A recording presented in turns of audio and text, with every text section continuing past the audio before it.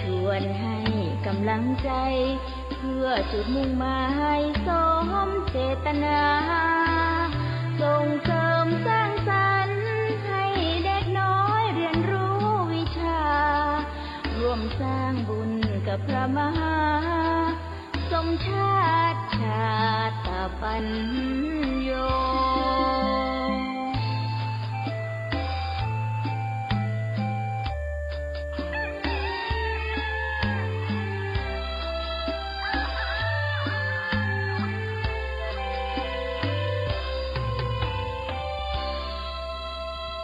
ขอนอบน้อมต่อพระรัตนตรัยแก้วเจ้าสามประการน้อมเอาคุณพระพุทธเจ้าคุณพระธรรมเจ้าคุณพระสังฆเจ้าคุณพระอรหันตเจ้าอริยสงฆ์เจ้าจุตนจุองค์ได้เมตตาแผ่ปารมีมาเป็นนวโลกุตรธรรมปกเกล้าเกษาปกห่มรักษาครูบาอาจารย์พระมหาเถระพระเถรานุเถระเปื่อนสหธรรมิกสหพรหมจารีทุกรูปทุกองค์โปกห่มรักษาศรัทธาสาธุชนคนดีตั้งหลายคนเฒ่าคนแก่อีพ่ออีแม่ตั้งหลายติดตามรับฟังรายการสารธรรมยามบ่ายตั้งสถานีวิทยุในเครือข่ายคลื่นสีขาวเพื่อชาวประชาซึ่งออกอากาศจากวัดปากตางเจริญอำเภอดอยหล่อจังหวัดเชียงใหม่โดยเมตตาของท่านพระครูอภิวัฒนวิกรมในฐานะผู้อำนวยการสถานีได้ดูแลควบคุมเชื่อมสัญญาณส่งสัญญาณไปตามสถานีวิทยุในเครือข่ายต่างๆคอยเช็คคอยมอนิเตอร์คอยควบคุมดูแลอยู่ทุกวันทุกเวลาศรัทธาญาติโยมนับว่าเป็นครูบาอาจารย์เป็นพระสงฆ์องค์สังฆเจ้าที่มีความตั้งอกตั้งใจในการเผยแผ่มีความปรารถนาดีต่อศรัทธาญาติโยมทั้งหลายที่รับฟังรายการวิทยุอยู่ตั้งบ้านตั้งจองได้นำครูบาอาจารย์ในเครือข่ายมาจัดรายการหมุนเวียนเปลี่ยนกันไปหลายรสหลากรูปแบบครูบาอาจารย์แต่ละรูปแต่ละองค์ก็มีนำธรรมะมาฝากกับศรัทธาญาติโยมก็คงจะแตกต่างกันไปตามพื้นเพความรู้ที่เปิ้นได้ห่ำได้เฮียนมาศรัทธาญาติโยมก็ได้ฟังหลากหลายเนาะซึ่งวันนี้เป็นคิว เป็นมื้อเป็นหน้าที่ของอาตมาภาพพระมหาสมชาติชาตปัญโยจากอุทยานธรรมพระสุนทรมุนีได้รับหน้าที่ดำเนินรายการตามที่ครูบาอาจารย์ได้มอบหมายให้เป็นวันพฤหัสเนาะท่านอาจารย์พระครูได้มอบเวลามาให้2 ชั่วโมง15 ถึง 17 นาฬิกาก็พอดีว่าที่ลำปางนี้อาตมาก็ได้ทำงานร่วมกับวิทยุวิทยาลัยสงฆ์นครลำปางตั้งครูบาอาจารย์ท่านผอ.วิทยาลัยสงฆ์นครลำปางก็บอกว่าอยากจะพบปะกับศรัทธาญาติโยมในเครือข่ายคลื่นสีขาวพ่องอยากจะรับฟังอยากจะรับรู้ปัญหาต่างๆหรือว่าอาจจะอยากจะรับฟังรับกำลังใจจากพี่น้องทางเครือข่ายคลื่นสีขาวเพิ่นว่าฟังกันนักฟังกันนักฟังจากทางใดมาพ่องก็เลยได้มอบเวลาให้ท่านอาจารย์ผอ.วิทยาลัยสงฆ์นครลำปางจัดในช่วง16 ถึง 17แต่วันนี้ท่านอาจารย์ผอ.ได้ไปปฏิบัติภารกิจติดตามหลวงพ่อเจ้าคณะภาคไปมอบตราตั้งไปมอบอย่างต่างๆเกียรติบัตรต่างๆเนาะของคณะสงฆ์เนาะที่เปิ้นได้ปฏิบัติหน้าที่แล้วก็ได้มีการแต่งตั้งเป็นเรื่องเป็นราวที่อำเภอแม่ทะฉะนั้นวันนี้ท่านอาจารย์บ่ได้เข้ารายการก็มอบหมายให้อาตมายาวไปเลยเนอะท่านมหานะศรัทธาญาติโยมกับปะกันยาวไปเลยวันนี้ อีป่อยอีแม่ทั้งหลายศรัทธาญาติโยมทั้งหลายช่วงนี้เนาะช่วงเข้าพรรษาเป็นช่วงเวลาที่มีโอกาสได้ปฏิบัติน้ำปฏิบัติธรรมได้ฟังพระธรรมเทศนากัน หลากหลายรูปแบบตึงทำพื้นเมืองตึงทำโวหารตึงทำมาเทศนาแบบพื้นบ้านของเฮาเนาะเป็นธรรมปาฐกถาก็มีเป็นสารธรรมเป็นปกิณกธรรมจังๆต่างๆในเครือข่ายคลื่นสีขาว ช่วงการเข้าพรรษานอกจากฟังจากครูบาอาจารย์ในเครือข่ายแล้วอีป่ออีแม่ก็ยังมีโอกาสไปวัดไปว่าที่ไกลบ้านไกลจองวัดของอีป่ออีแม่ทั้งหลายก็ไปทำบุญตักบาตรเนาะทุกวันพระทุกวันพระก็ไปที่วัดที่ว่าได้ตักบาตรได้ทำบุญได้ฟังน้ำได้ฟังธรรมพ่องก็ไปนอนวัดนอนวากันนับว่าเป็นประเพณีติดดีงามติดได้สืบต่อได้ส่งมาถึงหมู่เฮาทั้งหลายบอกก่อนนั้นถึงวันโกนวันพระมามันคึกคักเนาะอาตมายำหน่อยไปส่งปออุ้ยปอหม่อนไปนอนวัดนะก็มีความทรงจำที่ดีแต่ณปัจจุบันนี้บ่มีไผไปนอนละที่วัดอาตมามีอยู่ช่วงหนึ่งที่อาตมาได้อยู่ที่หมู่บ้านเนาะได้เป็นผู้อาจารย์มคณายกก็จวนคนเฒ่าคนแก่เปิ้นนอนก็ได้นอนกัน2 วาษา3 วาษาแต่พอหลังจากนั้นมาท่านมีเหตุการณ์อย่างต่างๆมาแล้วก็ครูบาอาจารย์ที่อยู่วัดอยู่ว่าบ่ค่อยส่งเสริมก็เลยกลายเป็นว่ายั้งกันไปแผ่วกันไปหายกันไปในที่สุดแต่บางวัดบางวาวันก่อนอาตมาไปที่เมืองฝางเนาะได้ทราบข่าวว่าแถวม่อนปินแถวนั้นเนาะมีคนที่เปิ่นไปนอนวัดนันวานักหลายสถาบางวัดนี่คนไปนอนนักบ่มีที่นอนกันเปิ่นก็ไปนอนที่ส่วนของสถานปฏิบัติธรรมที่พระธาตุม่อนปินก็หลายผู้หลายท่านด้วยกันอันนี้ก็แสดงว่าทางปุ้นยังมีความมั่นคงเนาะเพิ่นบอกว่าช่วงก่อนที่อันจะมีโควิดทำให้ท่านอาจารย์ช่วงนั้นเนี่ยคนไปวัดกันนักเขียกกันไปปากันไปอีแม่นี่นอนมา10 กว่าปีแล้วนะเป็น20 ปีแล้วนะวะได้ฟังแล้วก็ดีใจพระโรสถานะวัดวาใดที่มีคนนอนวัดนอนวาพระสงฆ์องค์สังฆเจ้าก็มีกำลังใจได้เทศได้สอนได้เอาน้ำเอาธรรมไปสอนศีลธรรมกรรมฐานสอนเดินจงกรมสอนนั่งสมาธิอย่างอีก็เกิดประโยชน์สถาบางครั้งบางทีนั้นเฮานับถือพระพุทธศาสนามันมีหลายขั้นหลายตอนเนาะคนที่กำลังนับถืออยู่เนี่ยกอดอู้กันง่ายสบายไปก่อนคืออาจจะเป็นลักษณะที่ว่ารักษาศีลทำบุญสุนทรทานกินทานไปก่อนบารมีแก่กล้าแล้วก็ต้องยกระดับขึ้นมาทำในเรื่องของสมาธิกรรมฐานวิปัสสนากรรมฐานอันนี้เป็นเรื่องสำคัญในพุทธศาสนาถ้าเปรียบเสมือนการเปรียบเสมือนคำสอนของพระพุทธเจ้าก็เปรียบเสมือนว่าต้นไม้ต้นหนึ่งสถาเอาต้นไม้ต้นหนึ่งมันก็มีถึงเปลือกเนาะเปลือกถึงกะพี้ถึงแก่นนี่สถามีใบนะมีกิ่งมีใบมีเปลือกมีกะพี้มีถึงแก่นต้นไม้ต้นหนึ่งนั้นโจโลมามีกะแก่นมันมีกะแก่นมันอย่างเดียวก็คงจะบ่มีสถามันถึงมีกิ่งก้านสาขามีหน่วยมีใบเนาะแล้วก็มีเปลือกมีกะพี้มีแก่น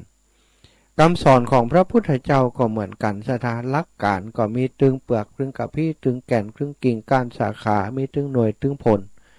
แล้วแต่ว่าเขาจะเลือกเอาอันใดที่เป็นประโยชน์ทุกอย่างเป็นประโยชน์กับเฮาหมดเนาะเปลือกกะพี้เป็นพิธีการเป็นอายังโมนี้เปิ้นเรียกว่าเปลือกเรียกว่ากะพี้ อย่างการหุตานก็ดีหันศาสินก็ดี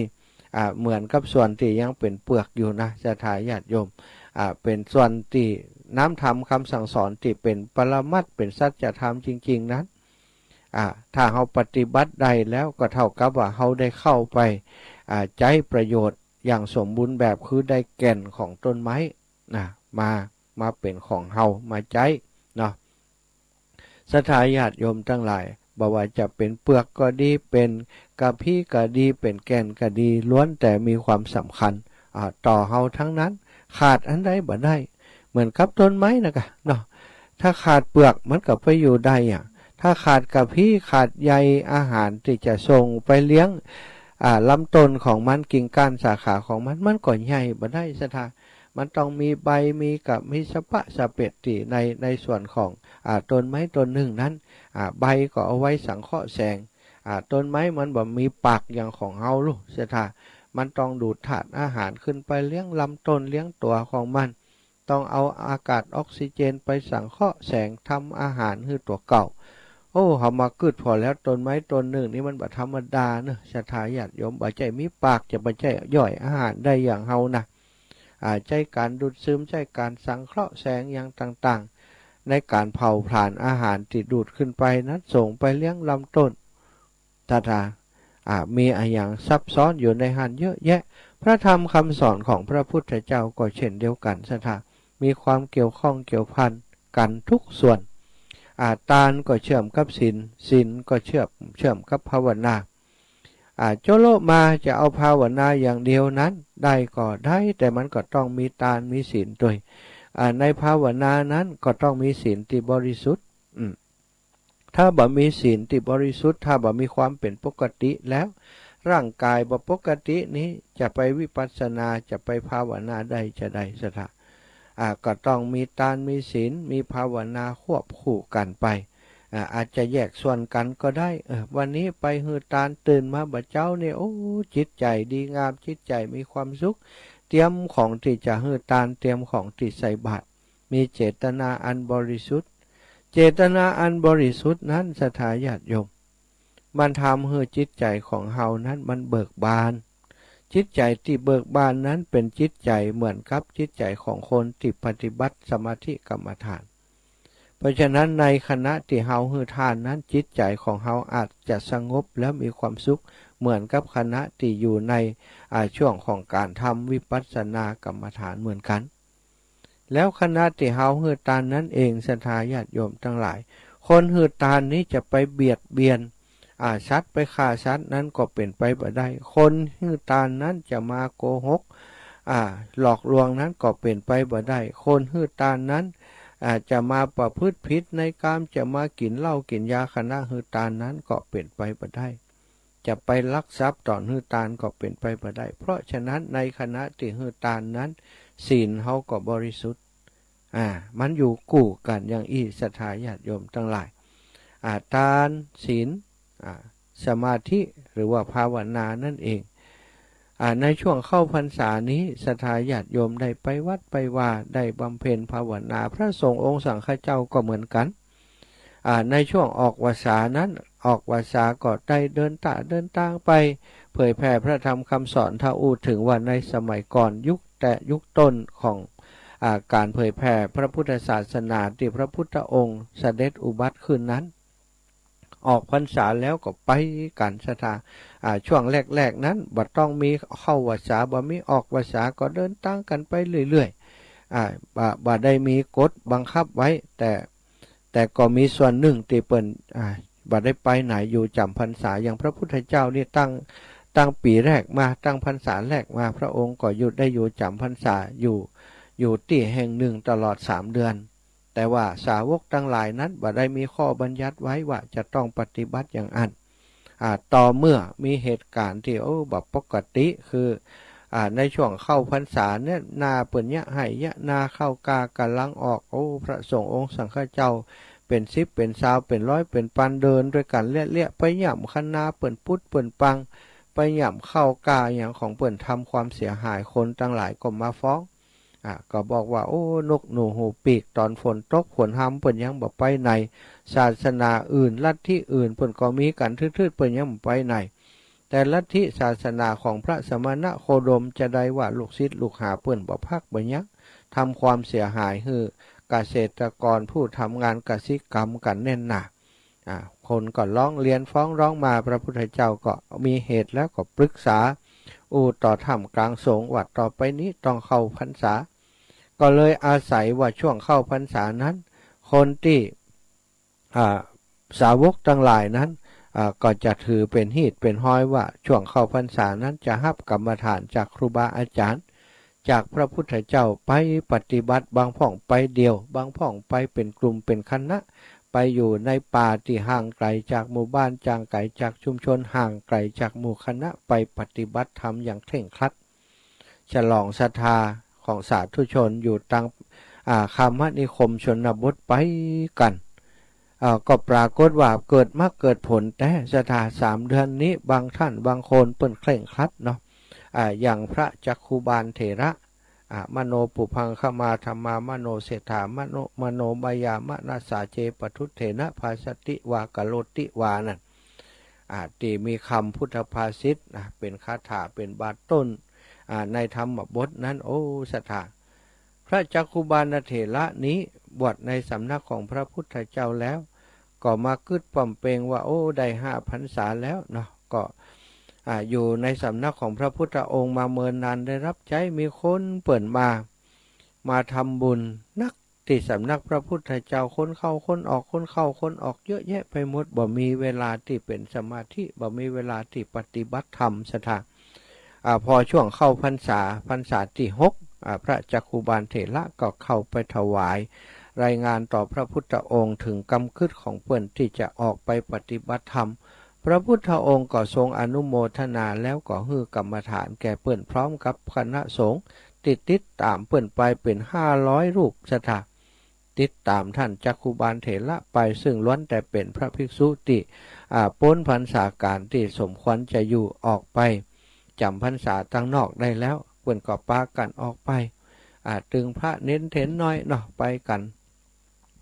ไปถึงบ้านแห่งหนึ่งก็ได้ไป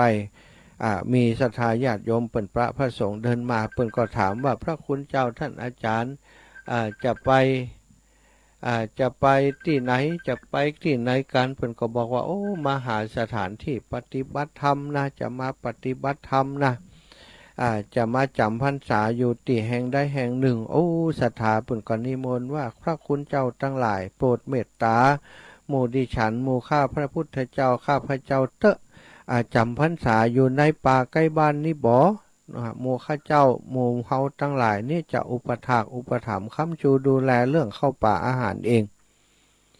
พระเถระพระจักคุบาลเถระก็โอ้ฮับนิมนต์ศรัทธาพร้อมกับสงฆ์ทั้งหลายถามกันแล้วทุกคนก็บอกว่าเดินทางมาไกลแล้วท่านอาจารย์ ไปต่อบ่ไหวแล้วก้ามันอิดแล้วนะอันนี้ก็เหมาะลูกสัปปายะดีบ่พอไก่บ้านบ่พอใกล้บ้านต่อใดบ่พอไก่บ้านต่อใดมีป่าไม้โอ้น่าอยู่น่ารื่นรมเจ้าบ้านอู้จากันแล้วก็ปากันไปแปลงที่พักคือพระสงฆ์องค์สังฆเจ้านิมนต์พระเถระเจ้าพร้อมกับภิกษุสงฆ์ทั้งหลายที่เดินทางไปด้วยกันนั้นเข้าจำพรรษาที่อาวาสในป่าแห่งนั้นสถาเมื่อเปิ้นจำพรรษาแล้วเปิ้นก็ปฏิบัติธรรมของภัยของมันฮับกรรมฐานจากพระพุทธเจ้ามาแล้ว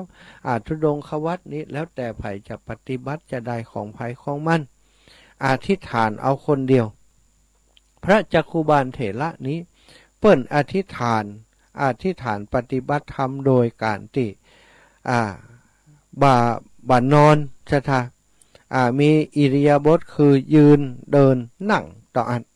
บ่นอนอธิษฐานบ่นอนก็บ่หลับสถาบ่ได้หลับบ่ได้นอนตลอดพรรษานั้นเปิ้นอธิษฐานปฏิบัติอย่างเคร่งครัดเนาะบ่ยอมหลับบ่ยอมนอนก็คิดว่าถ้าบ่ได้บรรลุธรรมของพระพุทธเจ้าตราบใดเฮาก็จะบ่นอนเป็นอันขาดปฏิบัติธรรมอย่างเคร่งครัดปฏิบัติไปปฏิบัติมาเดือนที่1เดือนที่2เอาสถาคนบ่ได้รับได้นอนธรรมชาติของมนุษย์คนเฮาเนาะมันก็จะเป็นเรื่องธรรมดาที่สังขารร่างกายเฮามันไปสู้ไหวอย่างสถาพี่น้องมันบ่ได้รับหรอกมันแสบตาฮ้อนตาแดงตามันลมออกตาแดงตานี่ตลอดจนสุดท้ายที่สุดมาในเดือนที่3นั้นก็ปรากฏว่าตาของพระคุณเจ้าเนี่ยอักเสบนักขึ้นสถามื่นพระเจ้าบอกขึ้นนะก็ไปบิณฑบาตก็ศรัทธาญาติโยมไปหันใส่ว่าโอ้พระเถระเจ้าจะได้น้ำตาย้อยเป็นอย่างแต่ว่าอย่างอีนะก็ถามสาเหตุที่เกิดขึ้นมีคุณหมอท่านหนึ่งที่เป็นศรัทธาญาติโยมอยู่ในหมู่บ้านนั้นว่าพระคุณเจ้าเก่ากับผมเนี่ยเป็นหมอรักษาตาถ้าพระคุณเจ้าจะรับสัญญาได้ว่าจะหยอด จะหยอดยานำยาไปหยอดแล้วปฏิบัติตามที่เก้ากับผมบอกนี้กับผมจะรักษาจะดูแลให้พระเถระก็รับปากว่าจะรักษาตามที่คุณหมอบอกนะหมอก็จัดยาให้หมอก็บอกว่ายานี้ใช้เวลาบ่เมิน5 วัน10 วันก็จะหายแล้วเนอะท่านอาจารย์ว่าพระเถระได้ยาไปก็ไปถึงที่พักก็นั่งชาตาคือจริงเปิ่นต้องหื้อนอนแล้วหยอดตากะเนาะยามันจะได้ไปอยู่ที่ในดวงตาหั่นอันนี้เปิ่นบ่นอนนะเปิ่นนั่งแล้วหยอดลัดนะยามันก็บ่อยู่เนาะยามันก็ลั่วลงมาเห็นหมดกะมือตาเพิ่นเลยหยอดไปได้ก็ได้มันบ่ค้างอยู่กับตาชาตาเพิ่นอธิษฐานบ่นอนชาตาขนาดนั้นนะก็ระยะผ่านไป4-5 วันหมอก็พระเถระแหมโหตายังเหมือนเก่าสิจะได้บ่หายน้ำเดียวก็5 วัน6 วันแล้วหรอก็ถามพระเถระว่าท่านอาจารย์นั่งหยอดหรือนอนหยอดเพิ่นก็บอกความจริงไปว่านั่งหยอดซะตาคุณหมอก็บอกว่าโอ้บ่ได้อาจารย์ต้องปฏิบัติตามที่ผมบอกก็ต้องนอนค่ะไปนั่งหยอดไม่ได้พระเถระก็บ่ปากบ่จาเพราะอย่างซะตาเพิ่นอธิษฐานว่าบ่นอนนะเพิ่นจะปฏิเสธหมอก็บ่ได้จะอย่างก็บ่ได้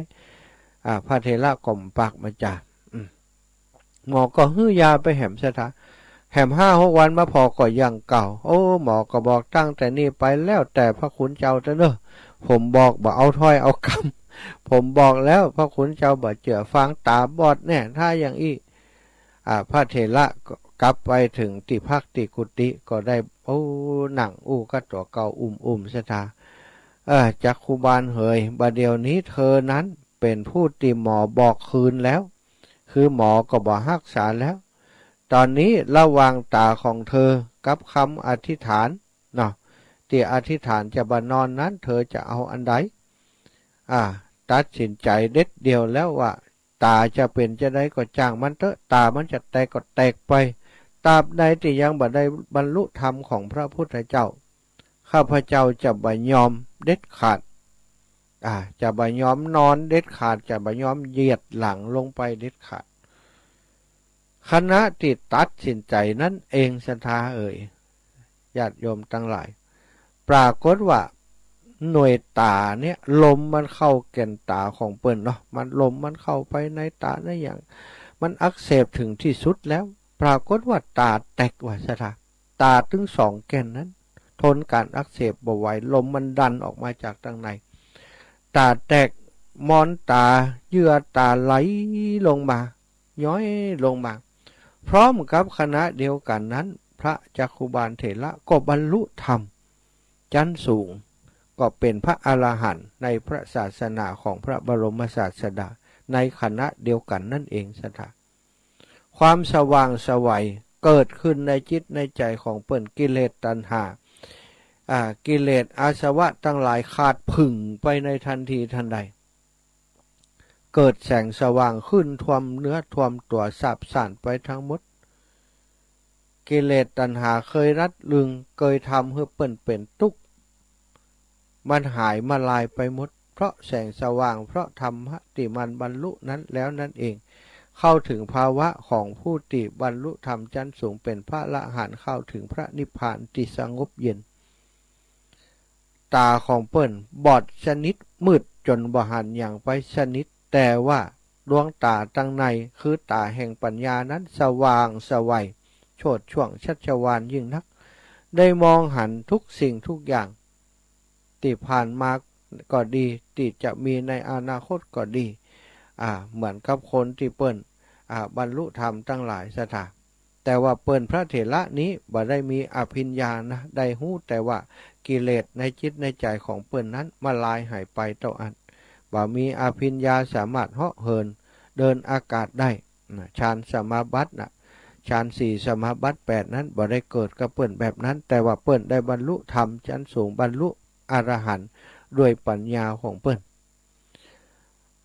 พอรุ่งเจ้าแสงสว่างเกิดขึ้นมาได้เวลาที่จะไปบิณฑบาตภิกษุทั้งหลายที่เคยไปบิณฑบาตกับพระเถระเจ้าจักขุปาลนั้นก็มารออยู่ที่หน้ากุฏิเปิ้น ก็เอิ้นฮ้องว่าท่านอาจารย์ตื่นแล้วยังอาจารย์ก็บอกว่าเฮาบ่ได้รับรู้ท่านอาจารย์บ่ไปบิณฑบาตกะครับวันนี้เฮาไปบ่ได้แล้วเนอะตาเฮาบอดเสร็จแล้ววะโอ้พระภิกษุที่อยู่ตั้งนอกได้ยินอย่างอันก็ปากันเข้าไปพอโอ้ศรัทธาญาติโยมไปหันพระเถระน้ำตาย้อยแล้วดวงตาสองแก่นนั้นมืดแตบไปเสียแล้วมีแต่เลือดแต่สิ่งที่เป็นเยื่อตานั้นไหลทะลักออกมาเปื้อนเสื้อผ้าจีวรของพระเถระไปหมดภิกษุทั้งหลายที่เป็นผู้ทุชนยังอ่อนวัยยังว่าเข่งขัดอย่างเตอก็ให้ชะตาหันยังอันก็ให้อินดูท่านอาจารย์โอ้ท่านอาจารย์ต้องทรมานถึงขนาดนี้เลยกะครับปฏิบัติธรรมโอ้ผมเนี่ยบ่ได้แล้วถ้าอย่างอีหายลำขาดโอ้ให้กันชะตาเนี่ยจะได้ท่านอาจารย์บ่ต้องไปไหนเนอะอาจารย์อยู่นี่เดียวเก้ากับผมจะไปบิณฑบาตแล้วก็เอามาแบ่งปันท่านอาจารย์จะทายญาติโยมหมู่นั้นก็ไปออกไปบิณฑบาตคนตั้งหลายบหันพระเถระบ่มาก็ปากันถามว่าพระเถระจักขุบาลไปไหนภิกษุตั้งหลายก็ได้บอกความจริงให้ศรัทธาญาติโยมฟังว่าโอ้บัดเดี๋ยวนี้อาจารย์ของเฮามาบัดได้แล้วเนอะญาติโยมตั้งหลายเพราะว่าตาเปิ้นบอดสนิทไปแล้วตาที่น้ำตาไหลภาคกุเตือนนั้นบัดเดี๋ยวนี้แตบไปแล้วน้ำตาแก่นตาแตกไปหมดแล้วเหลือแต่เบ้าตาอยู่หันตาเปิ้นบัดได้มื่นแล้วศรัทธาเฮ้ยวะศรัทธาทั้งหลายได้ฟังอย่างอันใส่บาตรแล้วก็ปากันกูกันไปในวัดที่พระเถระอาศัยอยู่ไปหันจะอ่านศรัทธาบางคนก็ให้กิ้งเกียกโอ้ยอินดูพระเถระปฏิบัติธรรมอย่างอุกฤษถึงขนาดติดตาแทบตาบอดไปก็ยอมศรัทธาเท่ากับว่าเอาชีวิตเป็นเดิมพันศรัทธาญาติโยมทั้งหลายก็ให้กันทึดๆนะพระเถระก็บอกว่าโอ้ศรัทธาญาติโยมทั้งหลายอันนี้มันเป็นเรื่องของวิบากกรรมของเฮาแต่ตอนนี้สิ่งที่เป็นภายนอกตาภายนอกของเฮามันมืดสนิทไปจากมันเตอะบัดเดียวนี้ตาภายในตาแห่งปัญญามันเกิดขึ้นกับเฮาแล้วเฮาได้หันธรรมของพระพุทธองค์แล้วตามที่เฮาต้องการตามที่เฮาปรารถนาไว้ท่านทั้งหลายบ่ต้องเสียใจหรอกบ่ต้องเสียใจกับสิ่งที่เกิดขึ้นกับเฮาขอให้ท่านทั้งหลายตั้งอกตั้งใจปั่มเปงยังตานะปารามีศีลปารามีภาวนาปารามีไปเรื่อยๆท่านทั้งหลายก็จะได้พบสันติสุขสันติภาพในจิตในใจของตัวเองเหมือนกับที่เฮาได้พบอยู่ในขณะนี้ท่านบ่ต้องเศร้าโศกเสียใจแล้วนะตั้งแต่หันมาศรัทธาญาติโยมหมู่ศรัทธาญาติโยมทั้งหลายที่เคยใส่บาตรพระเถระเจ้าก็ทำกับเขาจังหันไปส่งไปดูแลพระเถระเจ้าพระภิกษุสงฆ์องค์สังฆเจ้าจะอยู่ในกันอาวาสแห่งนั้นก็ช่วยกันปฏิบัติปัดปู่ดูแลพระเถระเป็นอย่างดีรับฟังคำสั่งคำสอนของพระเถระจนออกพรรษาการเมื่อออกพรรษาแล้วอยู่มาสักระยะหนึ่งหมู่ที่ได้มากับพระเถระทั้งหลายก็มาอู้กันว่าบัดเดี๋ยวนี้พรรษาก็ออกไปแล้วหมู่เฮาจะต้องเดินทางไปรายงานผลการปฏิบัติธรรมแก่พระพุทธเจ้าแล้วก็จะได้ออกเผยแผ่พระธรรมคำสอนต่อไปก็ปากันไปอู้กับพระเถระพระเถระก็บอกว่าโอ้ดีแล้วที่เธอทั้งหลายกึศจะอันดีแล้วไปเถอะเนอะหมู่เธอปากันไปเถอะเฮาคงแบบไปตัวแล้วถ้าเฮาไปโดยหมู่เธอทั้งหลายเนี่ยมันจะเกิดความลำบากเนอะมันจะฮือทำฮือคนทั้งหลายนั้นเธอทั้งหลายเนี่ยเดินทางล่าช้าไปบ่ต้องห่วงเฮาเนอะเฮาจะอยู่เนี่ยเฮาจะอยู่กับศรัทธาญาติโยมอยู่ที่นี่แล้วก็ฝากเธอทั้งหลายไปบอกฮือน้องของเฮาจิมเนอะจุลการในจุลการว่าอันบัดเดี๋ยวนี้ปีอ้ายของเขานั้นตาบอดเห็นแล้วอยู่ที่อารามแห่งนู้นเขาส่งคนมาฮับเฮาว่าอันจะถาพระภิกษุต่างหลายก็เดินทางกลับไปหาพระพุทธเจ้าก็ไปรายงาน สิ่งต่างๆให้พระพุทธเจ้าพระองค์ได้ทรงทราบความจริงพระพุทธองค์ทรงทราบโดยญาณพิเศษแล้วแต่เมื่อภิกษุทั้งหลายไปรายงานอย่างอันรับทราบแล้วก็ได้อนุโมทนาว่าโอ้ดีแล้วลูกของเฮาบาเสือชาติที่เปิดมาเป็น เป็นพุทธสาวกเป็นสาวกของเฮาได้ปฏิบัติดีแล้วได้หันคุณค่าของการปฏิบัติธรรมเอาชีวิตเป็นเดิมพันจนได้บรรลุอรหันตผลในที่สุดว่าฉะนั้นนะก่อนสรรเสริญพระจักคุบาลนี่เป็นผู้มีความเปลี่ยนอย่างยิ่งยวดหลังจากนั้นตังครอบครัวของท่านพระจักคุบาลน้องของเปิ่นก็ส่งลูกตัวเก่าไปเนาะไปรับพระจักคุบาลเถระกลับมาแต่ก็เกิดเรื่องระหว่างต่างบุคคลผู้เป็นหลานนั้นบวชเป็นเนนแล้วเอาไปรับตุลุงมาถึงกลางตางได้ยินสาวร้องเพลงสถาสาวที่อยู่ในอันหมู่บ้านนั่นมาเก็บหลัวเก็บฟืนอย่างร้องเพลงอยู่อันในป่าหันก็บอกอันตุลุงว่าตุลุงอยู่นี่ท่าผมกำเนิดอีวะ ตุลุงท่านอันจักคุบาลเถระจักคุบาลเถระก็บอกผมจะไปไหนผมจะไปอันถ่ายนักถ่ายเบาสักกรรมนะครับเนอะตุลุงอยู่นี่รอผมกรรมอีนะ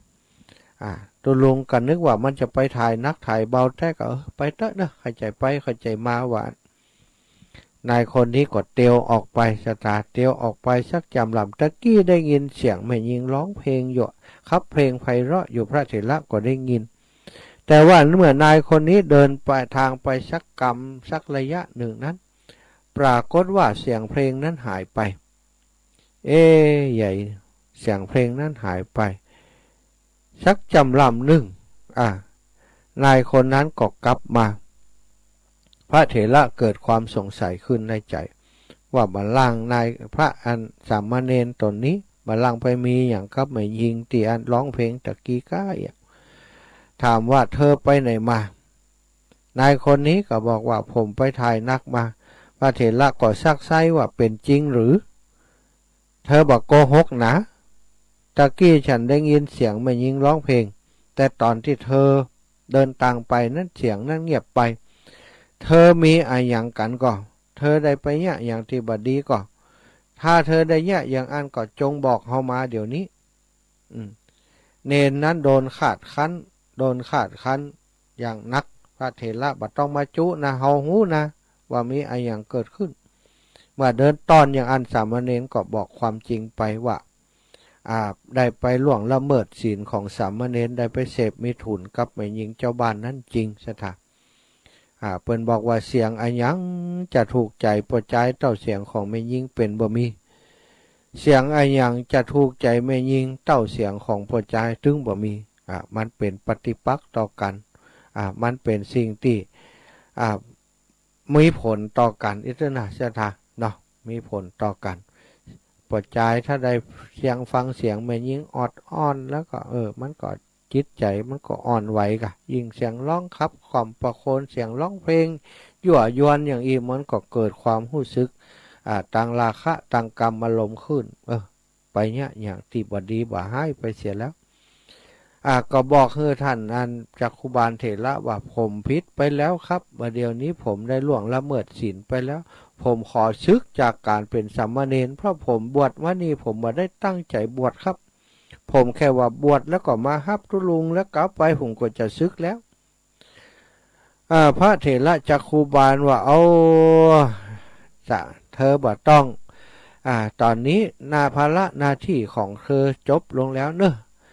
ฉันจะมาเดินทางกับคนลามกคนที่ผิดศีลผิดธรรมอย่างเธอ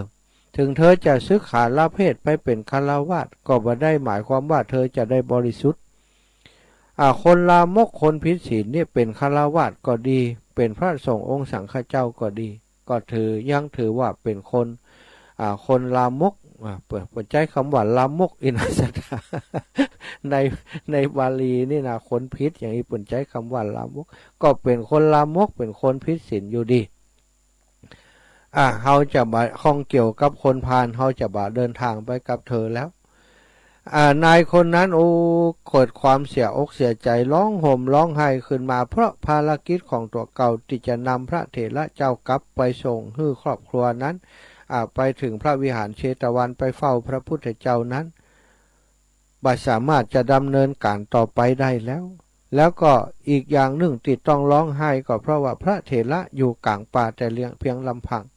ก็เสียใจในความผิดพลาดที่ตัวเองได้ก่อขึ้นพระเถระกำไม่เต้าเหี้ยก็บอกไปเลยไปบ่ต้องมาให้มาห่มที่นี่ไปเตอะบ่ต้องห่วง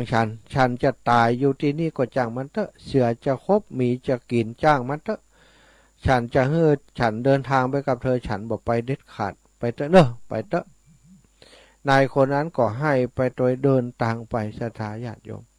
บ่าวหัวจะกลับไปบ้านมันก็ถ้ากลับไปบ้านป่อมันบุ๊บแน่นอน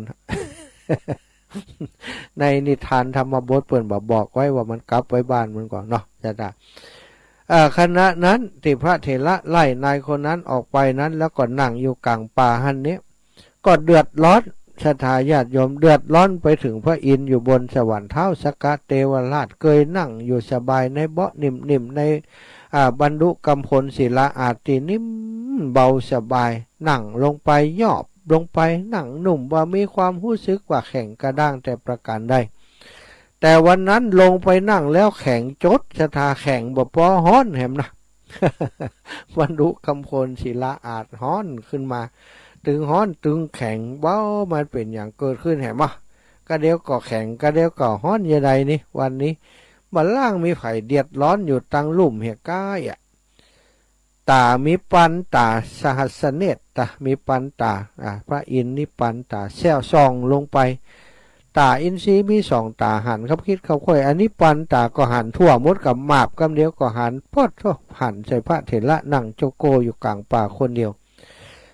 ก็ได้กึดไม่ใจว่าเกิดอะไรอย่างขึ้นก็หันเหตุการณ์ทั้งหมดที่เกิดขึ้นพระอินทร์นิตาติบดูสถา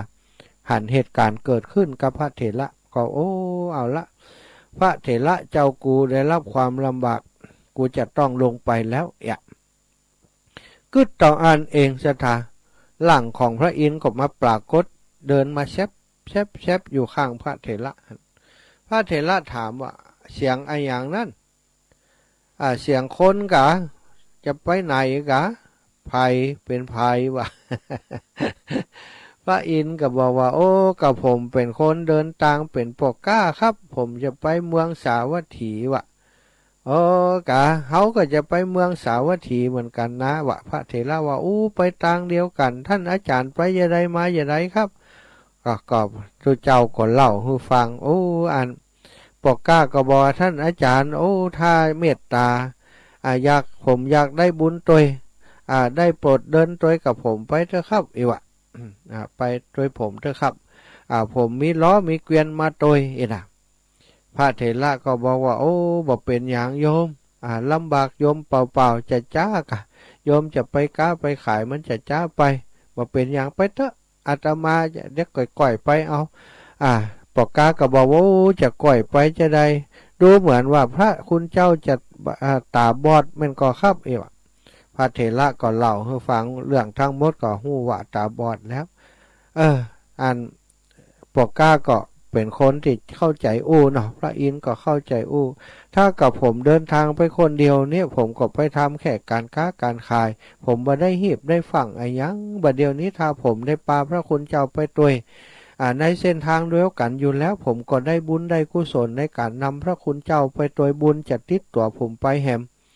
พระคุณเจ้าได้เมตตาไปตัวกับผมนะครับผมอยากจะรับใช้ผมอยากจะได้บุญตัวพระเถระได้ฟังอย่างอันก็บอก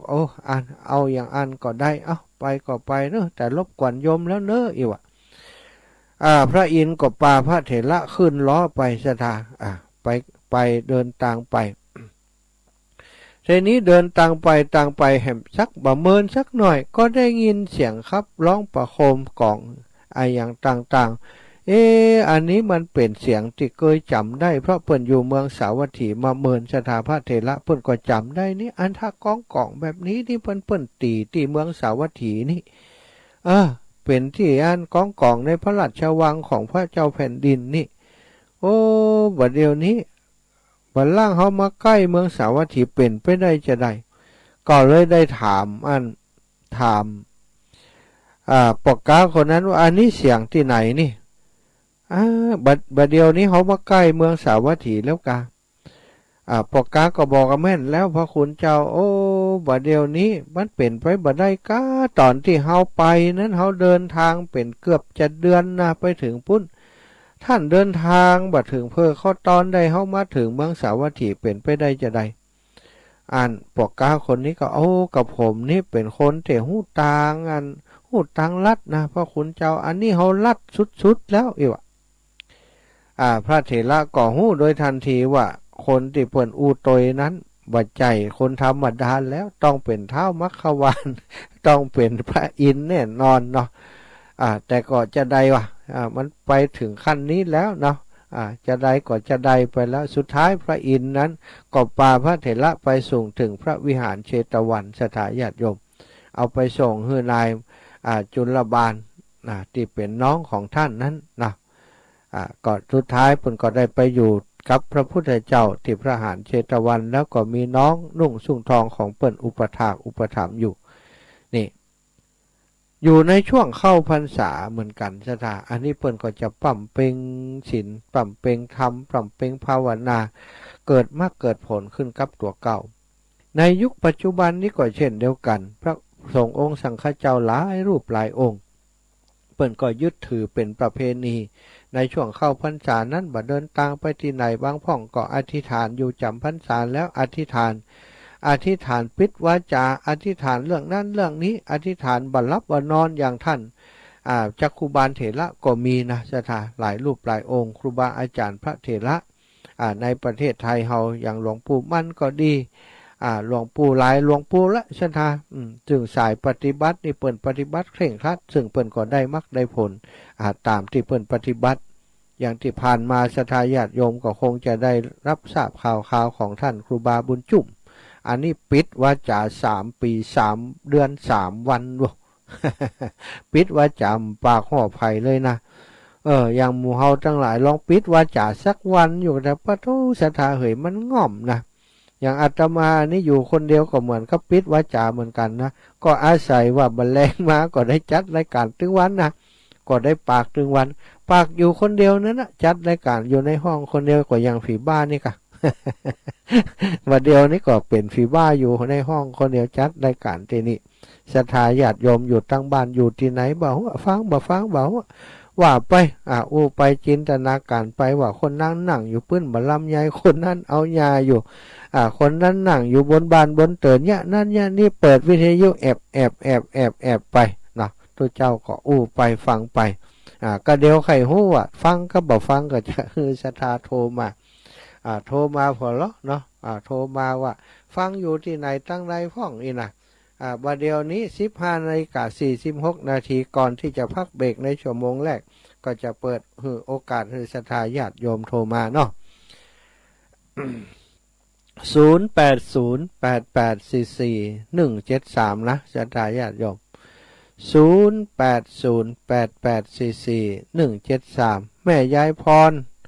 ร้องวัวแดงสันกำแพงฟังอยู่ก่อแม่ยายพรเล่าเร็วกดก่อนเปื่อนเลยมาแม่ยายพร0808844173เนี่ยต้องขอบคุณทุกสถานีที่ออกอากาศลิงก์สัญญาณไปนะวิทยุ 104.50 วัดฝายหินมช.ท่านพระครูสมุ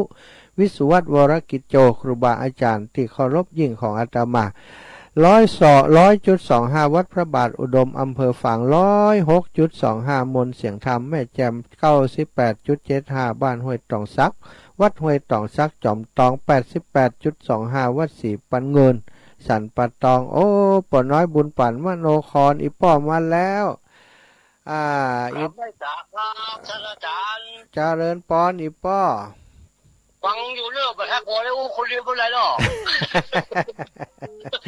มันฟังขาดอยู่ประทักน้อยใจประทักน้อยใจบัใจฝีบ้านเนาะฮะแสดงว่ามีคนฟังเนาะฟังแบบเป็น4 เป็น 5นี่อาจารย์ว่าเขาดีใจว่าประทักน้อยใจเนอะสาธุขอบคุณอีป้ออีป้อวันที่6ประกาศพระบาทอุดมนะกฐินเนอะกฐินพระบาทอุดมวันที่6ที่6 อันที่6 พฤศจิกาบุญนะ โอ้อันนี้จะไปพูดก่อนค่ะตุลาก่อนค่ะ ตุลานี่มีหลายตีอยู่โลดตุลานี่ ปั๊บว่าเราบนท้าว่าที่ นะ 12 กะ ตุลาเนี่ยค่ะ 12นี่กะเข้าท่านี่จำได้นี่กำลังจะ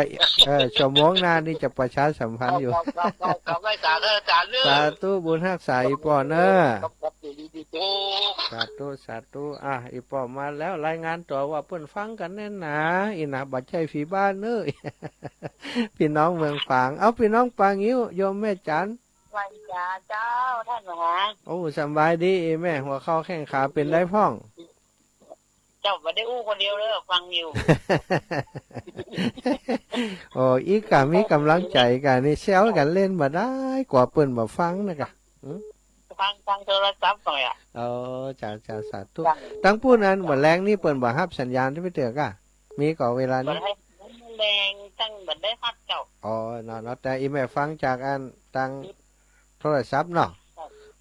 สาธุเนอะขอบคุณอีแม่เนอะ ฟังตำรวจครับแต่วันนั้นฟัง อ่า ท่านนัทพงศ์เตธรรมเนี่ย ดีกะ รัชตะวานี่ฟังอย่างมหาบวร บวรวิทย์เนาะสาธุถูกต้องแม่ ฟังอยู่ สาธุเนี่ยขอบคุณแม่นะขอบคุณแม่หลายๆ แต่ เจ้า จะได้โทรแล้วนะ สาธุขอบคุณแม่ขอบคุณแม่เจริญปอนแม่สุแก้วศรีลาพร การนมัสการเจ้าฟังอยู่นะเจ้า เจ้าบัดได้อู้คนเดียวเนาะ ไม่ได้อยู่คนเดียวไม่ได้เด็กที่บ้านเจ้า มีคนยืนยันแล้วยังแขวนกับบัดได้เป็นผีบ้าน ไม่ เนาะ ได้เจ้า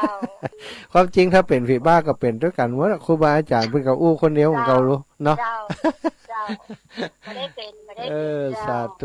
ธุบุญทักษานะอีแม่นะ ฟังกันเหมือนกันแล้วไม่ได้โทรมาได้เจ้า ส่วนใหญ่เนาะแม่เนาะเพิ่นก็ฟังกันยิ้ม ฟังแล้วไม่ได้โทรมาได้เจ้า เนาะสาธุติโทรก็ขอบคุณติบ่ได้โทรก็ขอบคุณเด้อแม่เด้อ เจ้า สาธุบุญทักษาอีแม่เจ้า เจ้า เจริญปอนโยมแม่อมรบ้านทาดอยคลั่งกะอีแม่บ้านทาละปูน ฟังอยู่วันเนี้ยฟังตั้งแต่ต้นมาละ โอ้เจ้าเดี๋ยวปะกันชั่วโมงหลังอยู่ชั่วโมงหลังจะขายยาสักหน่อยนะมีงานครูบาอาจารย์หลายตีอีแม่ เจ้า นี่ก็ฟังพระเถระของคำหานะคะ โอ้นะกะ เจ้าฟังอยู่ สาธุขอบคุณแม่เนอะ เจ้า บุญรักษาอีแม่ไกลกันไกลงานเข้ามาแล้วเนอะดิ12 เป็งเจริญปอนอีแม่ประพันธ์สมมั่งเอาป่าบงเมืองฝางตะกี้หันอีแม่พ่อใน Facebook ด้วยนะ แต่ แม่น แต่ ก็ ทุกเจ้า เจ้าสาธุแม่ ฟังอยู่เด้อกำลังมาอยู่ อีน้องเหรอไปโรงเรียนแล้วเลิกโรงเรียนแล้วยัง อันนี้บ้านดอยพี่นะ นี่บันดอยกะแม่ประพันธ์บันดอยกะอันนี้แม่หยัง เดินน้อยเดินรอเจ้า อันนี้ไผพ่อ เดิน ผิด น้อย เลย เจ้า ได้น้อยหน่อยแม่หยัง เจ้าแม่ของจันเจ้า แม่ฟ้องจันนึกว่าแม่ศพใบประพันธ์สาธุอีแม่วันที่15วันที่14 15จะไปดอยรอแหมละ เอาแม่อันว่าดันอันอย่าง บ บ้าน น เรา ทา แพ้ เรา นะ บ เจ้าน ทาเปิ้นจะตานกุฏิตานห้องน้ำอีแม่ เจ้า สาธุ อนุโมทนาสาธุเด้อ ขอบคุณแม่เนอะบุญรักษาแม่เจ้า เจ้าสาธุ ขอบคุณอีแม่เนอะจะแม่ประพันธ์สมมั่งสายรุดไปแล้วแม่มาแห่ใหม่เนาะแม่ประพันธ์เปิ้นเลี้ยงหลานน้อยหลานเปิ้นเรียนหนังสือเก่งใช่ตาเอามาแล้วคนงามชัยประการ แก่ไม่สาท่านมหาเจ้า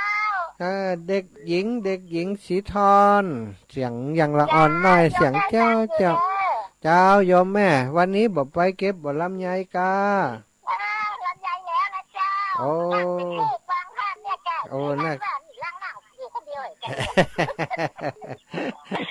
สาธุ เป็นกูตั้งแต่เริ่มแรกเลยเจ้า ดีใจนะอีป่ออีแม่เปิ้นฟังนี่ก็สบายใจแล้ว ฟังตลอดเปลี่ยนห้องต่อเปลี่ยนลายในห้องเนี่ยจ้ะ นากาสาธุเนอะแม่เนอะขอบคุณอีแม่นะ เจนดีเด้อท่านเด้อ สาธุ เจ้าไว้สาเจ้า บุญรักษา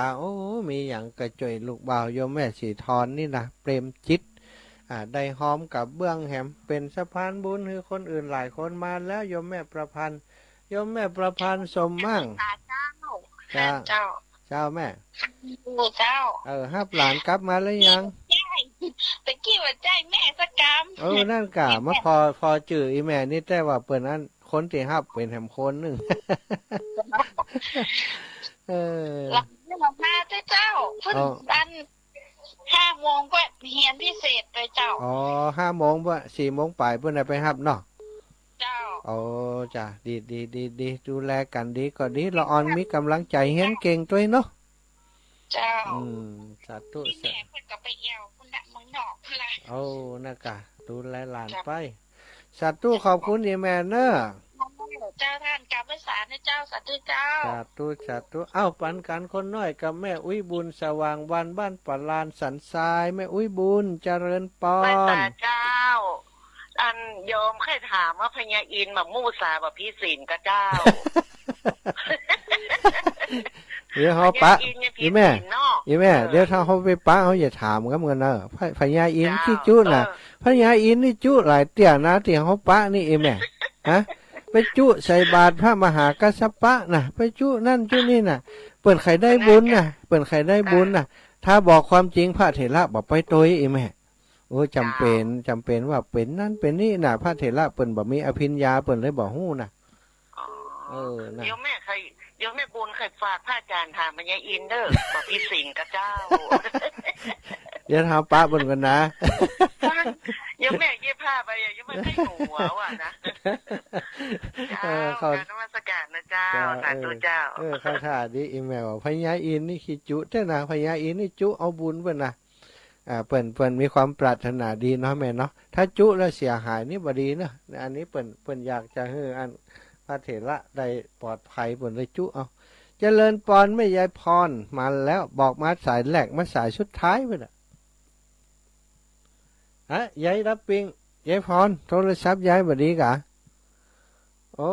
บ่มีแล้วดาราดังเขาโทรศัพท์บ่ดีเนอะยายพรเขากดฮับแล้วมันรับปิงนี่แสดงว่าของยายบ่ดีนะฮับแล้วฮู้แล้วเนอะฮู้ข่าวยายพรฟังแล้วตั้งใน Facebook ก็หลายท่านด้วยกันที่เข้ามาดูเนอะโยมแม่อมนวันเล้ากุลนี่ก็อีแม่นี่มีงานบุญอะไรอย่างก็จ่วยตลอดนะอันนี้จากตั้งใด7001เนี่ยครับใครครับคาเป็นเบอร์ผายจ้าเนาะเบอร์ใหม่กูเดือนเลยอันนี้อีเมจจันเรือนใสถ้าไปเติมเน็ตไม่ได้ก็ได้เบอร์ใหม่มาตลอดนั่นน่ะเขาขี้ข้านจดนะของอีแม่บ่ได้ แม่จันเรือนใส1ก็ได้2ก็ได้3ก็ได้บัดเดี๋ยวนี้4 5แล้วเนี่ยสดมานี่น่ะอิ่มเด็กใหญ่ไม่ได้ก็ได้เบอร์ใหม่เขายังมีหลายเบอร์ไม่ใช่ได้เปลี่ยนดูหลายเบอร์แต่บ่หลายใจเนาะฮะหลายเบอร์แต่บ่หลายใจมอนสบายดีก็แม่ก็นอนอย่างใส่ปากก็กินอยู่อินดูนะแม่เนาะได้ใจใส่ได้พริกตัวเปิ้นตัวใส่ยาให้ตัวบุญกุศลได้แม่เนอะอนุโมทนาตัวอีแม่เนาะหันกับอินดูเหมือนกันนะว่าเดี๋ยวนี้ตู้ก็ถึงเรื่องนั้นนะตู้จะทำเรื่องนั้นให้ได้แม่ตู้กว่าว่าหน้าเฮาไม่ไฟพอนะคนเฒ่าคนแก่หมู่เฮาเนี่ยช่วยคนได้สัก5 คน10 คนเขาก็พอใจละไอ้แม่เฮ้ยมันแน่เอามาเปิดวนกันอยู่นั่นนะใช่มาโพดมาทำวัดกันอยู่นั่นนะใช่มาทำวัดมาสวดมนต์มาพบปะกันก็ยังแคว้นนะบางครั้งบางคนนี่อยู่คนเดียวง่อมไม่เนาะมีความสุขกะเปิดวิทยุฟังตัวอยู่กับตัวถ้าจะหมดไปสมัครคนเนี่ยแน่นอนเขาอย่าเอารถเคียงไปฮับอีแม่รถซาเล้งไปฮับอีแม่มากะอีแม่มาซื้อรถให้เขาอย่ารถซาเล้งไปครับทำงานวางค่ำนี่ลูกละทำเก่งวันกี่ข้อตอนแล้วก็นอนฟังเนี่ยกะทำมาตั้งใจเจ้าแม่ตั้งใจชะตังกับปลาเลอแล้วเพราะบ่ต้องทำนักสาธุนะแม่นะบุญรักษาวันที่14ตุลูกอย่าไปอันเหล่ามณฑาแหมละ จะไปพวกอะวันที่12 13 14จะเหมาหมดอะ3 งานรวดนี่ อ๋อล่ะดีกะสาธุอีแม่เน ไป อะ ไปได้นี่ถ้าไปแล้วจะได้ยินกับเสียง เจ้าแม่สาธุขอบคุณโยมแม่เนอะโยมแม่เบอร์ใหม่เจริญปอน8099ฮัลโหล อะโหลว่ายังไงเจ้าแม่นี่แม่บุญปั่นห้วยงูในเจ้า โอ้ห้วยหยังก็อีแม่ ห้วยงูในเจ้า โอ้หมู่ในกะหมู่ในก็ใน ห้วยงูในอำเภอฝาง อ๋อห้วยงูในอ๋อห้วยงูอีแม่อยู่แถวอันนั้นกะวัดห้วยงูน่ะกะเนาะ เจ้าวันนั้นเขาป้ากันที่เมืองฝางนี่ จากบ้านตรงพระบางอุดม น่ากะอยู่กับอันโยมปีอันกันนกพิษหน่อย ฟังตึงวัน อ๋อ โชว์กับปฏิษ โยมแม่อย่างก็โยมแม่ฟองจันทร์นี่กะอีแม่ชื่ออย่างก็โอ้หายฮะ เจ้า แม่อย่างก็แม่ฟองจันทร์อีแม่ปิดอยู่ก่อนห้วยงู ห้วยงูในเจ้า อีแม่ฟังวิทยุ ถามจืบว่าผมบอกกันเอาแล้วนะว่าเดี๋ยวนี้เวลาแต่ใดเขาจะขอพักกิจกรรมก่อน15:59ยายพรนี่มาสายสุดท้ายบอกให้มาสายแรกมาสายสุดท้าย บอกให้มาสายแรกมาสายสุดท้ายเพื่อนเนี่ยโอ้เวลาหมดแล้วนะเอ้าว่าไปนั่นเอาว่าไปครับ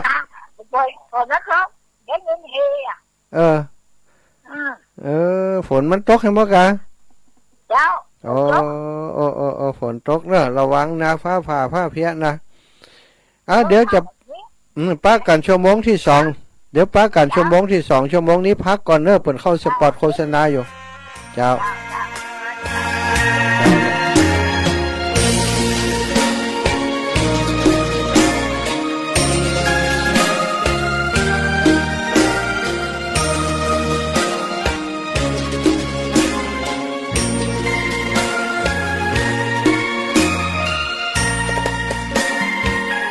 ดอกบัวดอกหนึ่งพึงใจไว้เพื่อบูชาแด่องค์พระศาสดาสัมมาสัมพุทธเจ้ามีความงามเงียบไม่เปรียบเทียบเขาเทียบเราใครมองไม่งามช่างเขา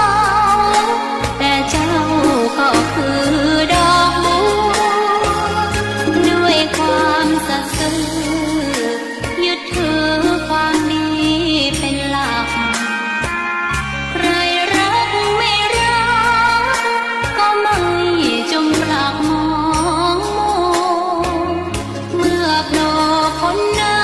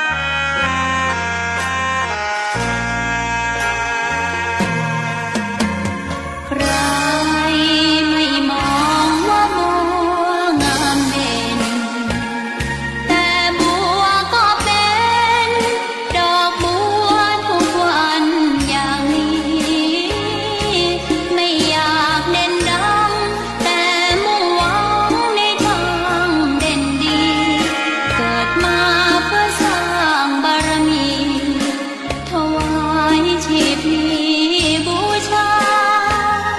ดอกบัวดอกน้อยเฝ้าคอยคนที่ใจบุญมาโอบเอื้อเกื้อกูลรู้ค่าของบุญเก็บบัวขึ้นมาเพื่อสร้างความดีและสร้างบารมีดังว่าใช้ดอกบัวนี้บูชาพระสัมมาสัมพุทธ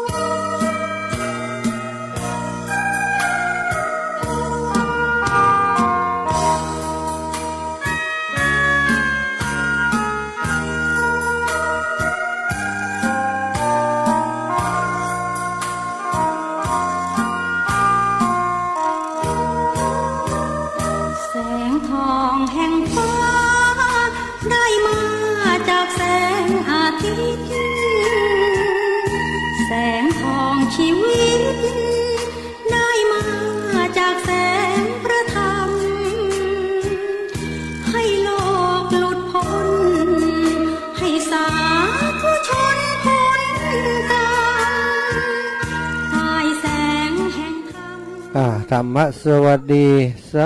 วัสดียามบ่ายชั่วโมงที่2ศรัทธาญาติโยม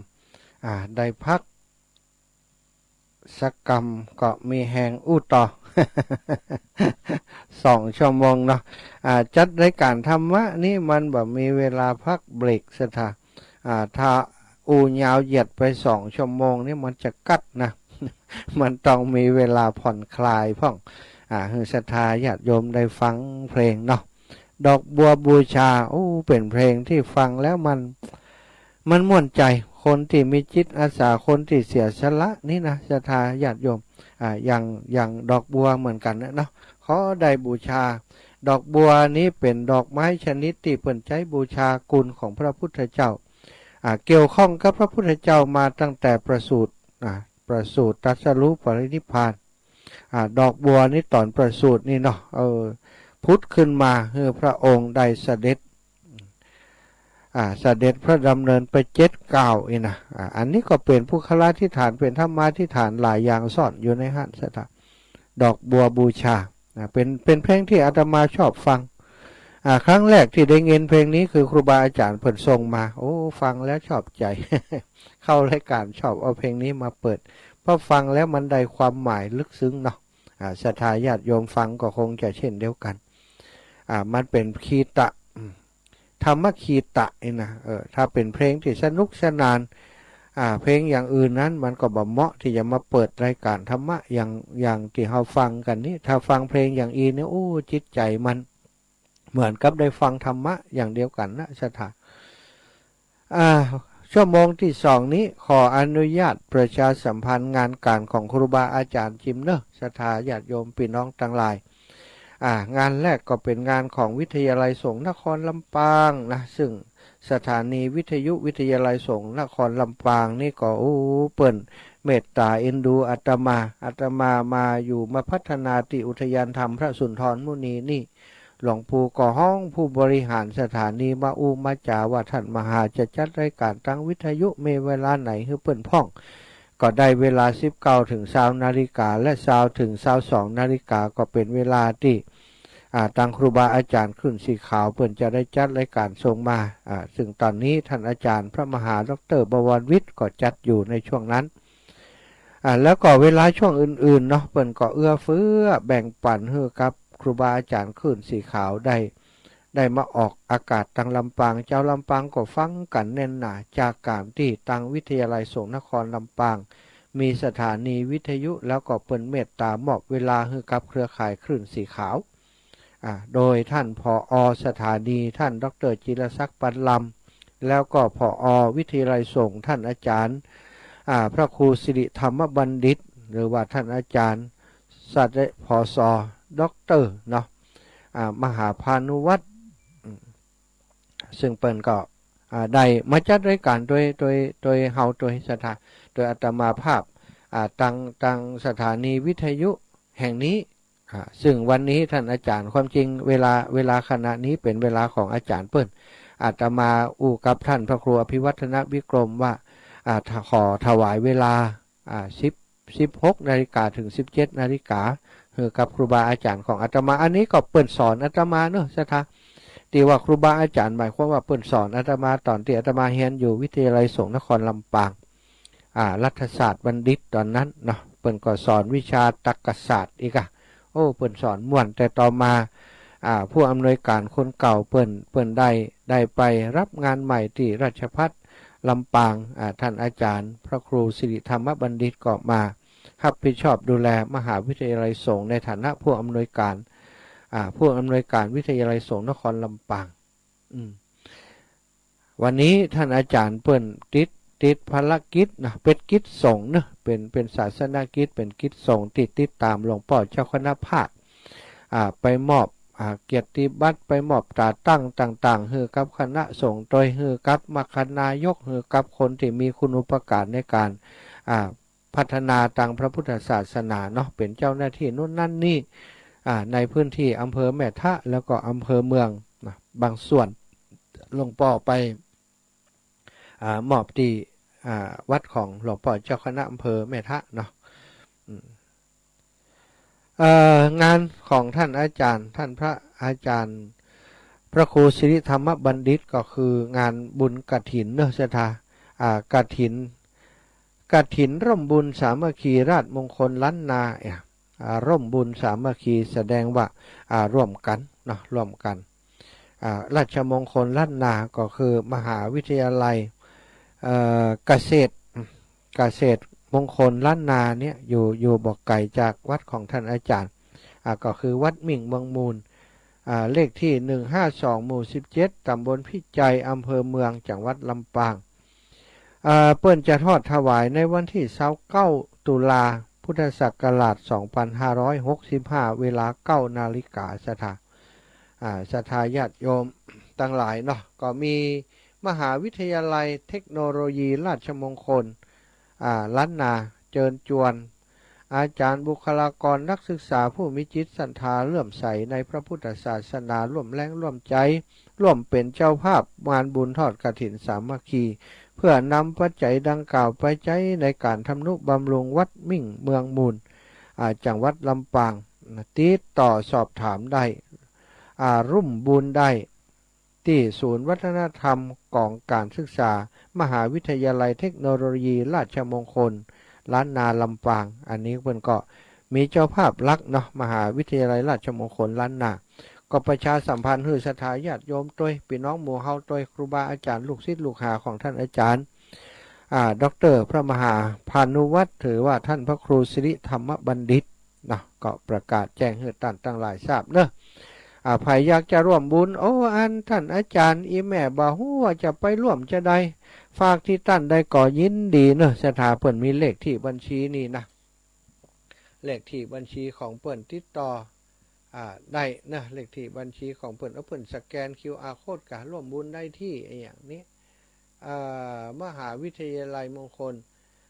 ล้านนาด้านนาเชียงใหม่ลำปางเชียงรายผ่านน่านตากพิษณุโลกเปิ้นหลายโลนะเนาะหรือว่าจะฝากผ่านมาที่อาตมาก็ได้อาตมาก็จะได้ส่งไปให้ท่านอาจารย์เพิ่นแห่มกำนึงเนาะเพราะมันเลขที่บัญชีธนาคารในนี้เพิ่นบ่ระบุไว้ศรัทธาก็มีแต่ QR code เนาะ QR code สแกน QR code คงจะเป็นธนาคารนั่นแหละนะอีกงานหนึ่งนะกับงานกฐินที่ของเครือข่ายคลื่นสีขาวที่ครูบาอาจารย์ท่านพระครูอภิวัฒนวิกรมแล้วก็ท่านพระครูกัลยาณปราโมทย์อุปถัมภ์การพัฒนาการสร้างวัดใหม่วัดเหล่ามนทานั้นที่พักสงฆ์เหล่ามนทานั้นเนี่ยกันมาตั้งแต่วันที่17เดือนมิถุนายนศรัทธาบัดเดี๋ยวนี้ก็ 3-4 เดือนต่ออันนะแต่ว่าเป็นเหมือนกับว่าเนรมิตกันเอาเนาะ มีศรัทธาญาติโยมไปร่วมบุญสร้างนั้นสร้างนี้วันที่15นี่ดูเปิ้นก็จะตานกุฏิ2หลังก่อนดูศรัทธากุฏิเจ้าอาวาสหลังหนึ่งกุฏิอาคันตุกะหลังหนึ่งกุฏิอาคันตุกะเปิ้นว่าแปลงให้ท่านมหาสมชาติอีก ท่านมหาสมชาติเปิ้นต้องมาพักที่นี่อาตมาเรื่องของเรื่องอาตมาไปจ่วยงานที่ฮั่นบ่อยแล้วก็ไปนอนที่ปื้นก็ไม่ที่อันเปิ้นแปลงกุฏิบัดเดียวเนี่ยเปิ้นบ่ฮื้อนอนปื้นก็ไม่แล้วซะท่าเปิ้นมีไม้อยู่มีปอหลวงทรงวาดนี่นะเปิ้นอันเป็นมัคคณายกวัดเหล่ามนทาโดยเป็นอดีตผู้ใหญ่บ้านท่านโดยแล้วเปิ้นบริจาคบ้านมามีคนบริจาคบ้านมาหลังบันเล็กบันเล่น2หลังบ่ก็ซะท่าเอามาเตมาอย่างแล้วก็เอามาแปลงโครงสร้างห้องน้ำหลาย2หลังนี่แล้วก็ยังเหลือไม่อยู่เปิ้นบ่ฮู้ไปยะจะใดเอาละไว้ก็กลัวปวกกลัวหยังมันก่อนก็เลยไปแปลงกุฏิ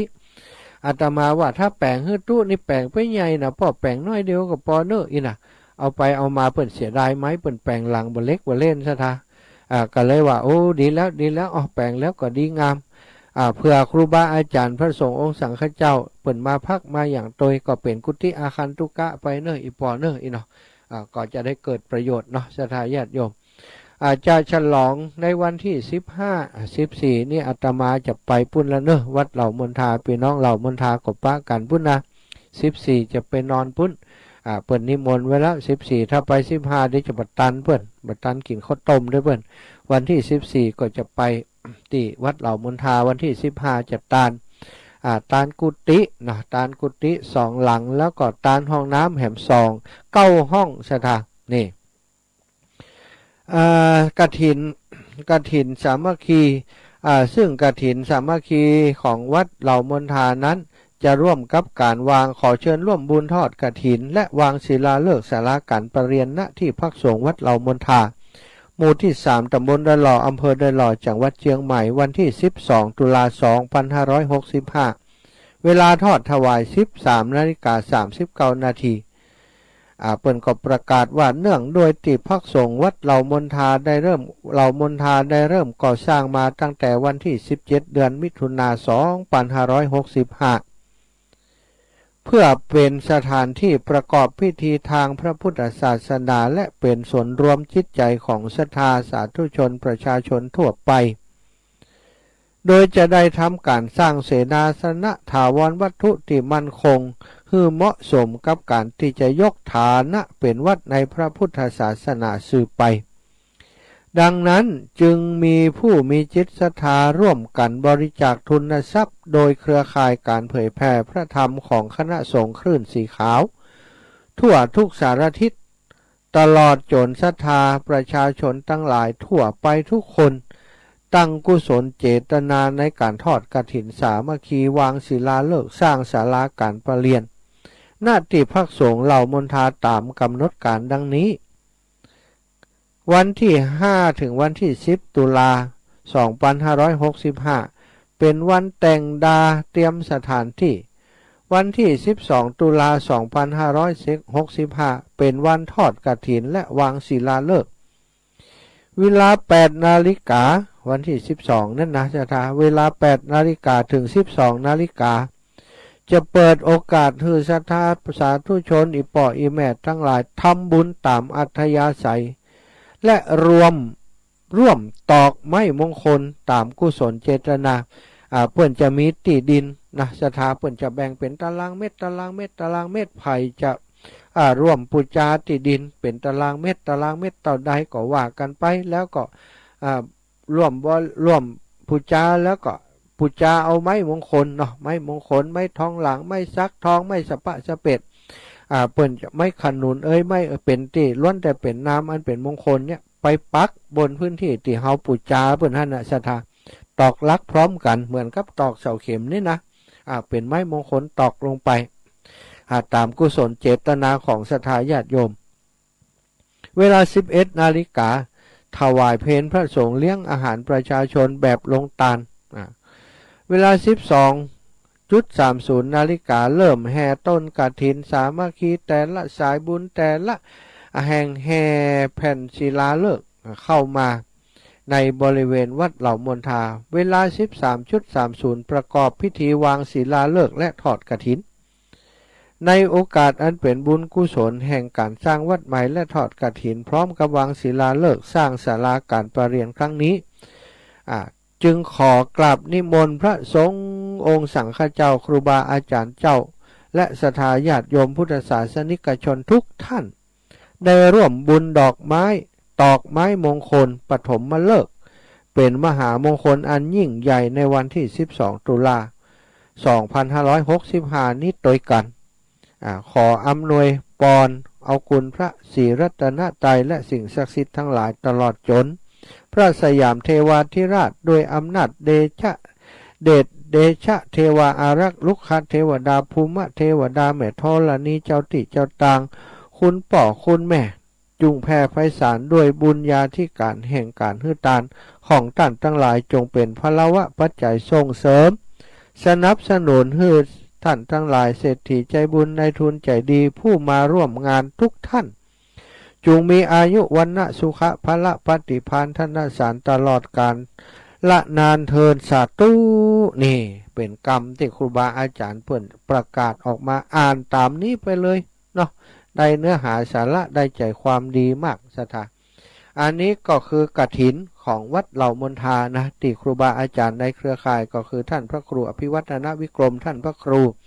กัลยาณประโมทได้ร่วมกันนะช่วยกัน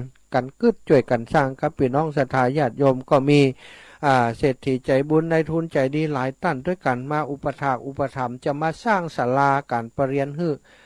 หลังละหลายสตางค์อยู่นะศรัทธาเพิ่นก็ถือโอกาสว่าวันทอดกฐินนั้นลวดวางศิลาฤกษ์ไปเลยสร้างไปเลยสร้างไปแล้วก็เดือนมกรากุมภามีนาเมษาบดีก็ได้เฉลิมฉลองเป็นเรื่องที่น่ายินดีอย่างยิ่งอีปออีแม่ทั้งหลายเสร็จจากวันที่12แล้วขนควา ขนควาไปวัดทุ่งเศรษฐีแฮมเนาะอาตมาภาพช่วงนั้นคงจะชีพจรลงเท้าลงน่องอย่างเดียวละศรัทธาวันที่8-9-10นี่จะไปนอนที่วัดทุ่งเศรษฐีวัดเกาะตุลานะไปวัดทุ่งเศรษฐีไปช่วยเปิดห้างดาเตรียมขอบเตรียมครัวต่างๆที่วัดทุ่งเศรษฐีวันที่11จะตีกลับไปที่วัดเหล่ามนทาที่ดอยหล่อวันที่11บักคืนนี่ก็ถ่ายทอดรายการสดตีหันเพื่อจะมีการสวดมนต์ทำวัดสปะสเปดทำพิธีตีหันวันที่12ก็ตั้งแต่เจ้าถ่ายทอดสดโดยทีมงานของวัดฝายหินท่านพระครูสมุวิศวัตวรกิจโจท่านทุกปีนุ่มเนาะปีนานยังก็นานทินวัดฝายหินก็จะมาร่วมกันออกอากาศถ่ายทอดสดตีหันวันที่11-12ถ้าเรียบร้อยแล้วบัลแลงตีรถไปกันไปถึงวัดทุ่งเศรษฐีสันต่อศรัทธาก็ไปออกอากาศกันที่ปุ้นแฮมวันที่12กลางคืนวันที่13เป็นทอดกฐินเฉลิมฉลอง ศาลาการประเรียนวัดทุ่งเศรษฐีแฮมดูติดกันเนี้ยนะถึงครูบาอาจารย์ตุลุงยองท่านพระครูอภิวัตรกับอาตมานี่ถ้าบ่ได้พักกันแล้วในช่วงนั้นเนาะมันมีงานที่เราจะต้องร่วมโดยช่วยกันอาตมาภาพนี้ปวารณาตั๋วไว้รับใจครูบาอาจารย์ก็เต็มที่ศรัทธาก็หวังว่าช่วงนั้นจะบ่เป็นอย่างเนอะสุขภาพ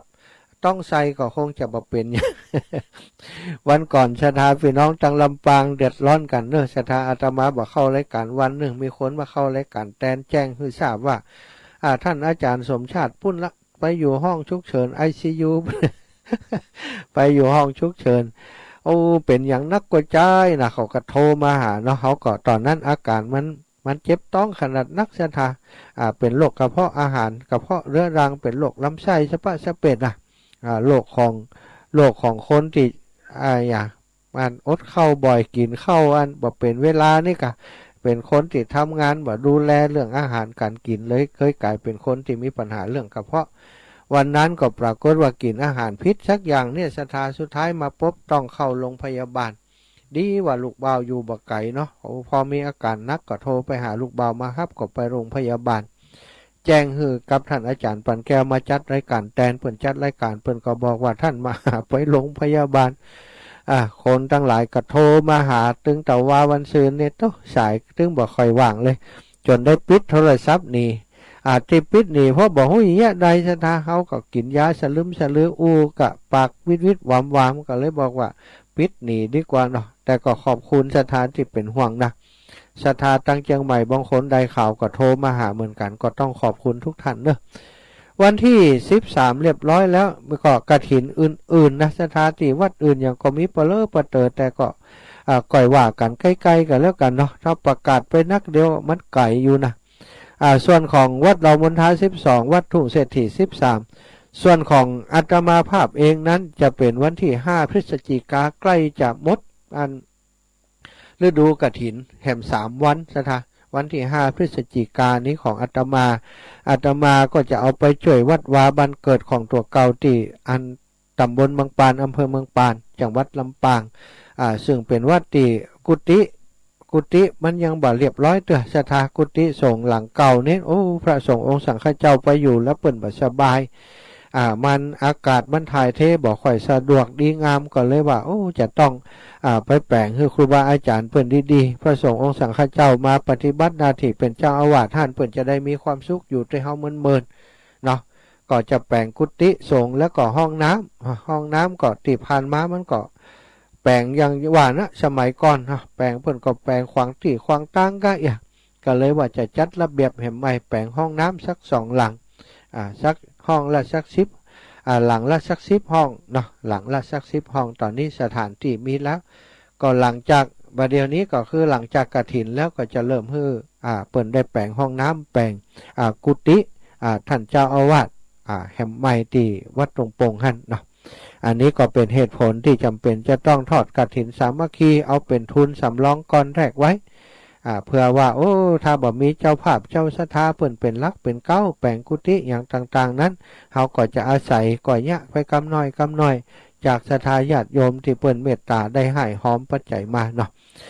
ตอนนี้ส่วนของกฐินก็ยังบ่อู้กันเด้อมันยังแหมเมินอยู่อู้งานของครูบาอาจารย์ก่อนของส่วนของอาตมานี่ก็คงหลังจากวันที่13พุ่นน่ะก่อยอู้คือศรัทธาญาติโยมฟังใครจะร่วมบุญกฐินกับอาตมาก็จะอู้กันหลังวันที่13ตุลาเนอะแต่วันนี้ก็ขออนุญาตอู้เรื่องที่อาตมามีคนถามมาแล้วก็มีศรัทธาญาติโยม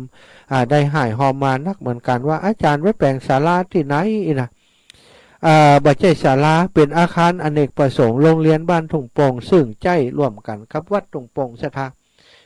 มีงานวัดตรงปงกับไปใจสถานที่ศาลาหรือว่าอาคารอเนกประสงค์ของโรงเรียนนั้นนะทำกิจกรรมต่างๆกัน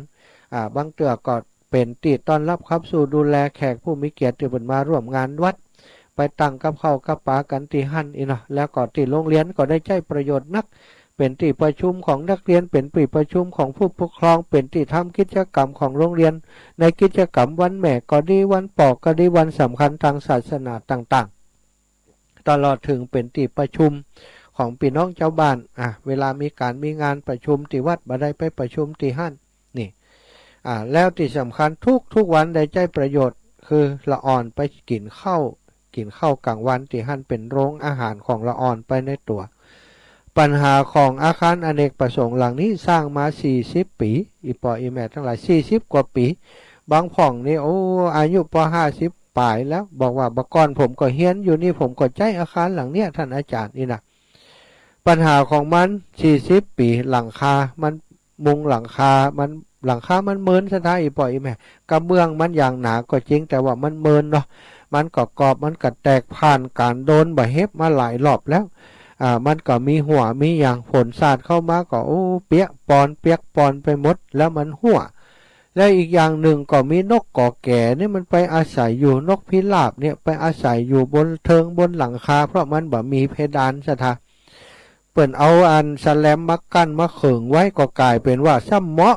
มันทำไปแปลงหางอยู่บนสแลมไปขี้ไปอย่างเป็นขี้ฝุ่นขี้ดินอยู่ตั้งบนหันเน่นนะสแลมนั้นเอามาขึงประมาณ10 ปีมาแล้วสถาก็เลยกลายเป็นที่เก็บฝุ่นดักฝุ่นไว้เวลาลมปึ้งมาเวลาเราอ่อนกินข้าวโอ้ขี้นกขี้หนูอะไรปิวลงมาขี้ฝุ่นขี้ดินปิวลงมากินข้าวตับแทบมันคบหัดคบหินไปตัวไปหั่นแล้วก็อินดูสถาญาติโยม ละอ่อนก็มีน้อยจะของงบประมาณจากตั้งราชการตั้งเขตเพิ่นก็บ่สามารถจะอนุญาตให้ได้โดยความที่งบประมาณหนึ่งมันก็บ่มีพร้อมด้วยแล้วก็อีกอย่างหนึ่งในระเบียบการเบิกจ่ายมันบ่ได้เพราะนักเรียนมีน้อยโดยสถาบ่สามารถจะส่งเสริมเรื่องการโครงสร้างของเรื่องโครงสร้างอาคารอย่างมูนี้ได้ก็เลยอู้กับเจ้าบ้านว่าเขามาช่วยกันเนาะบริจาคกระเบื้องคนละแผ่น2แผ่นเปลี่ยนหลังคาก่อนต่อจากนั้นก็ว่ากันในเรื่องของเพดานก็ถ้ามีสตังค์แหมสักน้อยก็จะแปลงเพดานฮือเนอะทาสีใหม่ฮือ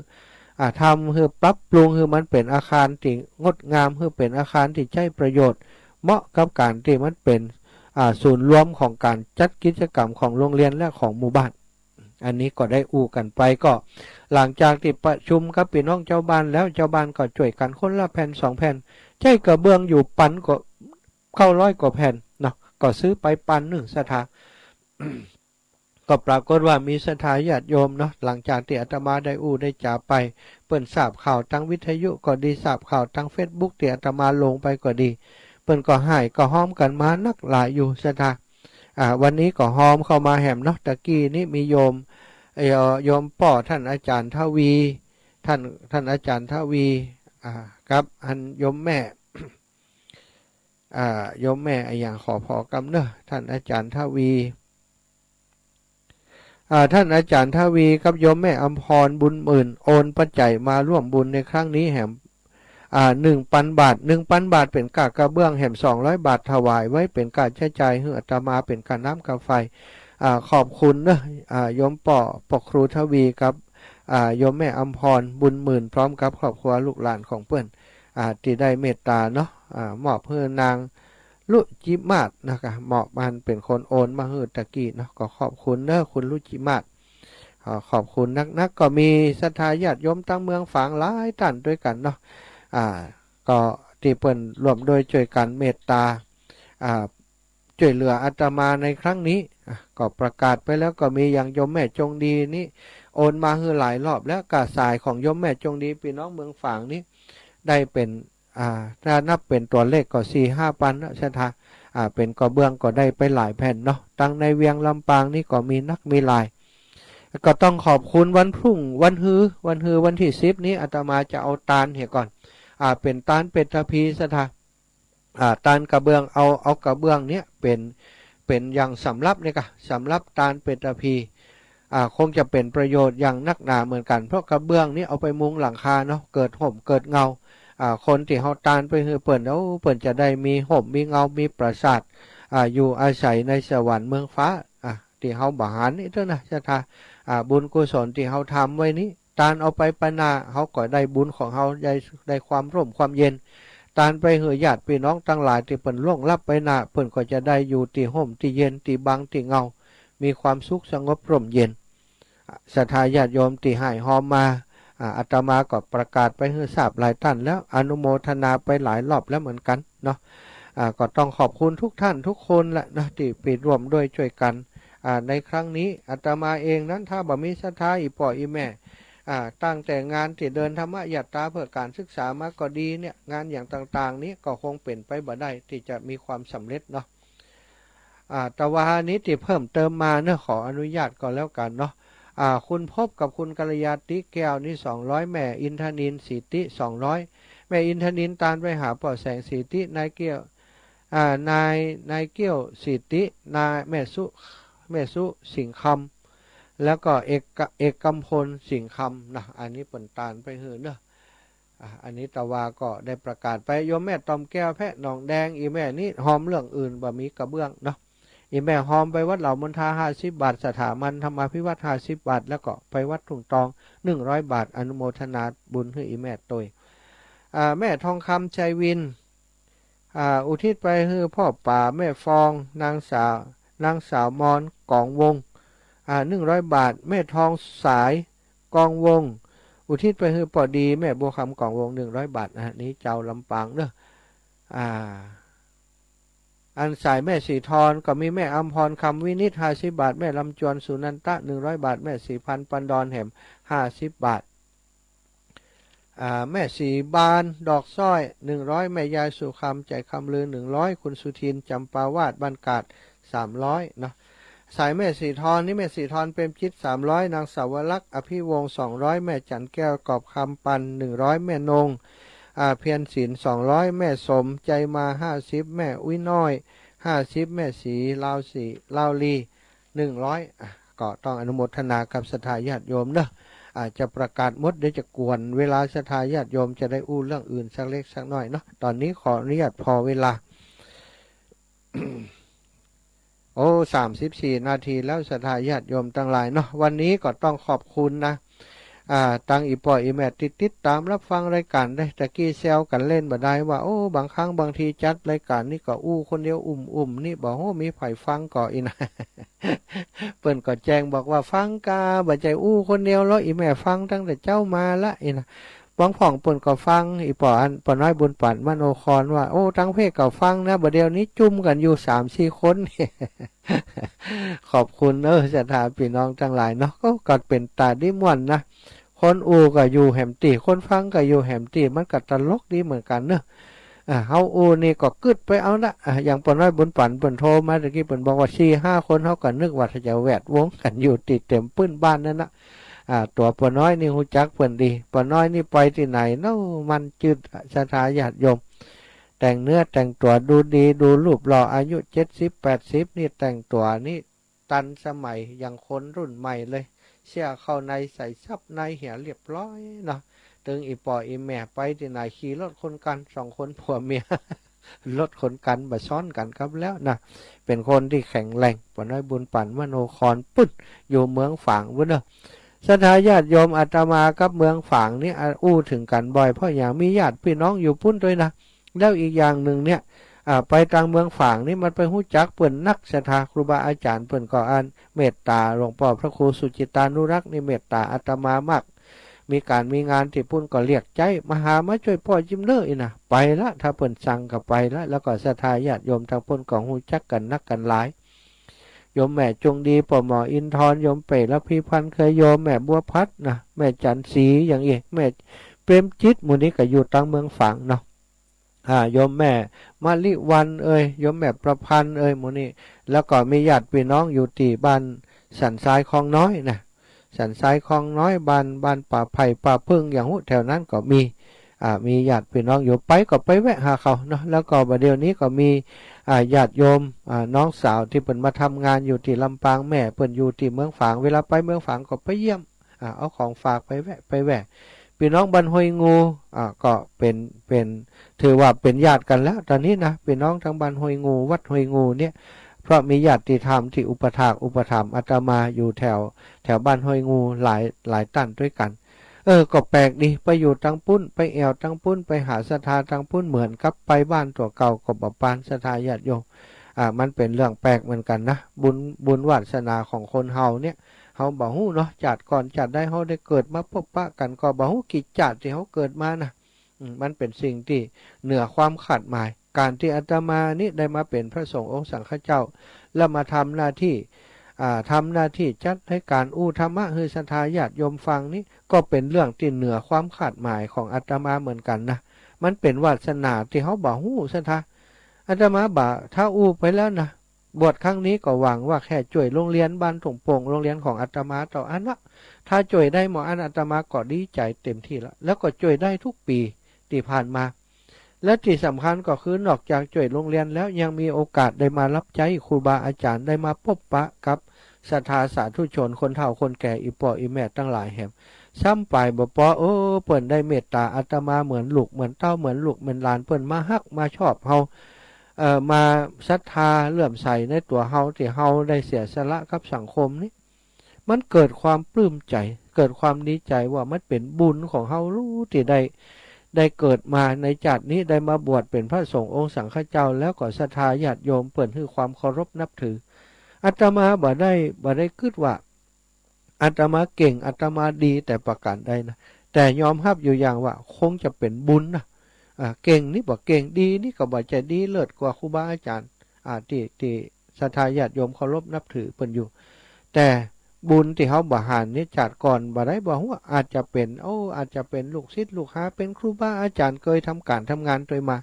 อย่างในเครือข่ายคลื่นสีขาวนี่ศรัทธา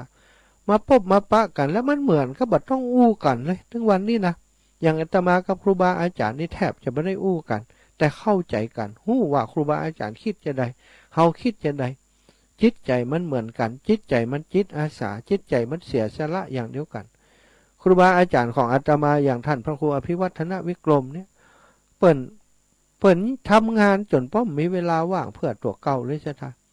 วัดเปิ่นหั่นป้อมบ่ได้ยะอย่างเปิ่นบอกสถาว่า 3-4 ปีนี้เขาขอไปจ่วยที่อื่นก่อนเนอะวัดเฮาเอาไว้ก่อนเนาะเนี่ย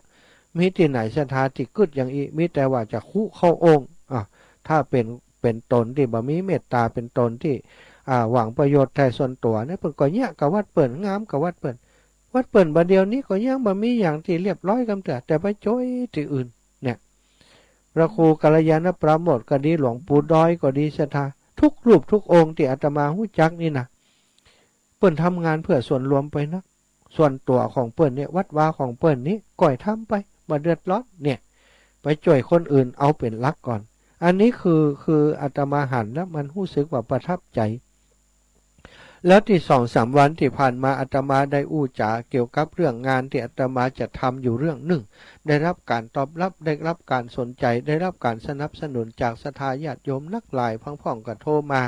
หลังจากอาตมาออกรายการก็คือโครงการที่อาตมาจะทำศูนย์ดูแลผู้สูงวัยลักษณะเป็นที่พักที่อาศัยเวลาคนเฒ่าคนแก่คนใดที่เปิ้นอาจจะเป็นแฟนรายการของอาตมาเนี่ยเป็นอีป่ออีแม่ที่ฟังรายการของอาตมาอยู่เนี่ยบางเถื่อเปิ้นอายุนักแล้วก็พอดีว่าลูกหลานเปิ้นก็บ่มีไผอยู่มันเปิ้นลำบากแล้วเปิ้นฮู้จักอาตมาแล้วเปิ้นอยากมาอยู่ตัวอยากจะมาปฏิบัติธรรมตัวก็เลยจะสร้างเป็นที่พักสงฆ์อย่างที่พักสงฆ์วัดเหล่ามนทาเนี่ยอาตมาจะสร้างแบบของท่านอาจารย์ท่านอาจารย์สาธิตธีรปัญโยของท่านอาจารย์ววิชระเมธีก็คือมันเป็นตีคนทั้งหลายจะมาอยู่มาพักมาศึกษาเราเรียนมาได้ปฏิบัติธรรมด้วยกันที่ห้านมาอยู่มากิน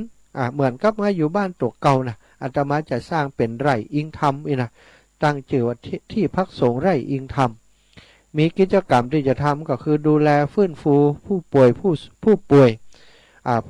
ที่เป็นโรคเช่นเลือดในสมองแตกตีบตันก็ดีตีเปิ่นบ่มีตีฟื้นฟูจะทำที่หั่นเป็นศูนย์ฟื้นฟูอู้กับทั้งคุณหมออู้กับพยาบาลทำงานร่วมกับหมอกับพยาบาลทำกับท้องถิ่นทำกับกลุ่มจิตอาสาตั้งหลายเป็นองค์กรบ่หวังผลประโยชน์แต่หวังจะช่วยเหลือคนซะแล้วก็ช่วยเหลือคนที่เปิ่นเป็นคนเฒ่าคนแก่ติดเตียงเนี่ยขาดอุปกรณ์นั่นนี่ถ้าเปิ่นอยู่บ้านเปิ่นได้ก็อยู่บ้านเปิ่นหั่นก็ส่งปัจจัยส่งอุปกรณ์ไปช่วยเปิ่นถ้าเปิ่นอยู่บ้านเปิ่นลำบากบ่มีไผดูแลก็จะเอามาดูแลที่หั่นผู้สูงอายุผู้สูงวัยคนใดที่เปิ่นบ่มีไผพอกอยก็ถ้าอู้จากันเข้าใจเปิ่นอยู่สุขสบายจะมาอยู่ด้วยก็จะเอามาอยู่ที่หั่นอันนี้คือกำกึศที่อาตมากึศไว้แล้วก็ตั้งใจว่าจะทำให้มันเป็นจริงเป็นจังตอนนี้ได้ตกลงใจกับครอบครัวอู้กับอิแม่อู้กับน้องนุ่งสุ่งซองเขาหันดีหันงามอาตมาก็เลยขอที่เป็นส่วนของตัวเก้าเนี่ย22 ไร่จะมาดำเนินการเกี่ยวกับเรื่องนี้สถาต่อไปนาก็คงจะเปิ่งป้าอาศัยครูบาอาจารย์ได้คลื่นสีขาวของเฮาเนี่ยไปไปพอคือเปิ่นกำหนดตีอาจารย์วรรณชัยเปิ่นพอตีเก่งจะคือปลาเปิ่นไปพอตีว่าผมจะแปลงตอนนี้อาจารย์หันดีหันงามก็จะเอาส่งเป็นลักนะนี่ก็ศรัทธาญาติโยมก็รอฟังข่าวไปเนอะอันนี้เป็นสิ่งที่ตั้งอกตั้งใจจะทำเพื่อพระศาสนาเพื่อศรัทธาญาติโยมแฟนรายการของอาตมาถึงวันนี้เราเป็นครอบครัวเดียวกันศรัทธาแต่ว่าเป็นครอบครัวที่บางครั้งบางทีเราบ่ได้ดูแลกันนะศรัทธาก็อยู่ที่อาตมาก็อยู่ที่บางครั้งไปหาอีป่ออีแม่ลำบากอาตมาก็อยากช่วยแต่ว่าก็บ่มีบ่มีตังบ่มีอย่างที่จะช่วยได้แต่วันหนึ่งนั้นถ้าเราเริ่มโครงการนี้ก็คงจะมีโอกาสได้ช่วยกันรวมโดยช่วยกันดูแลกันคนแก่นักขึ้น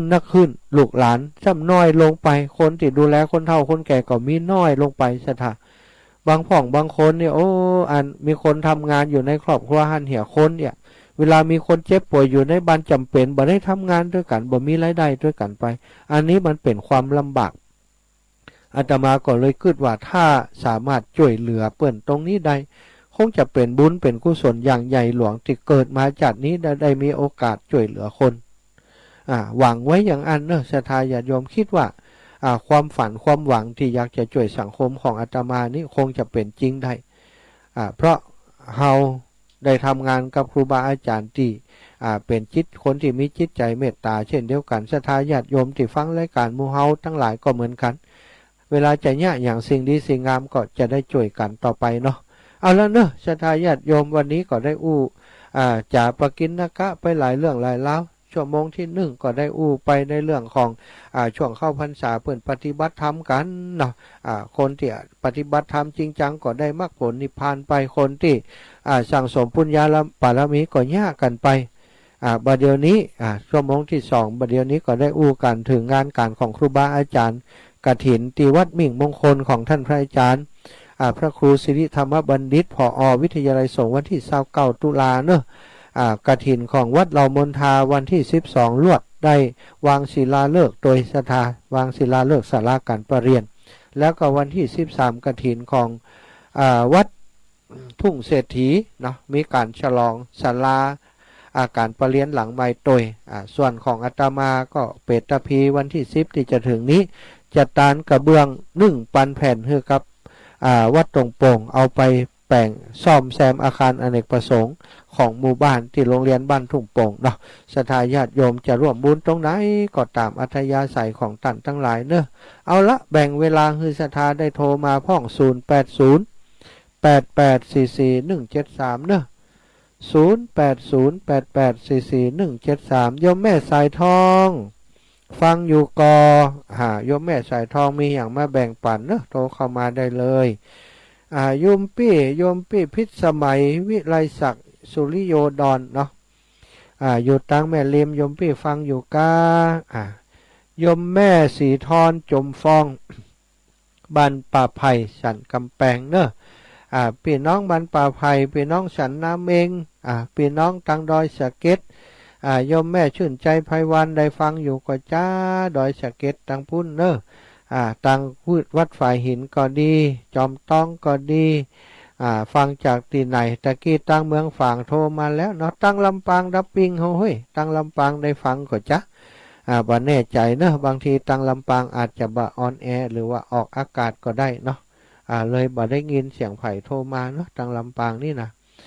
ตังเมืองฝางขอบคุณเนอะพี่น้องบ้านห้วยงูที่เปิ่นฟังอยู่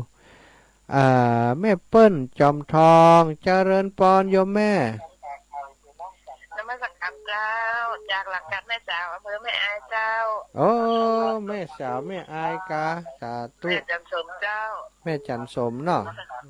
ที่ปะเสียงน้ำบ่อสวาวันนั้นนะเจ้าแม่จันสมน้ำบ่อสวาฟังอยู่เนอะเจ้าได้อุ้งคนเดียวนะเจ้ากับเรื่องบทตัวไปแล้วได้ทำบุญตัวเนาะขอบคุณนักเนอะแม่เนอะพร้อมกำเล็กกำน้อยสาธุสาธุอีแม่ขอบคุณอีแม่ยืนยันว่าบอกอุ้มคนเดียวแน่นอนอีว่ะมาอีกแล้วคุณแม่7001ครอบครัวขึ้นสีขาวเอาเป็นครอบครัวใหญ่แล้วนะใจแล้วอีแม่เนาะมีเป็นครอบครัวใหญ่มีป่อมีแม่มีปีมีน้องอยู่ด้วยกันนี่ฮักกันไว้เนาะแม่เนาะ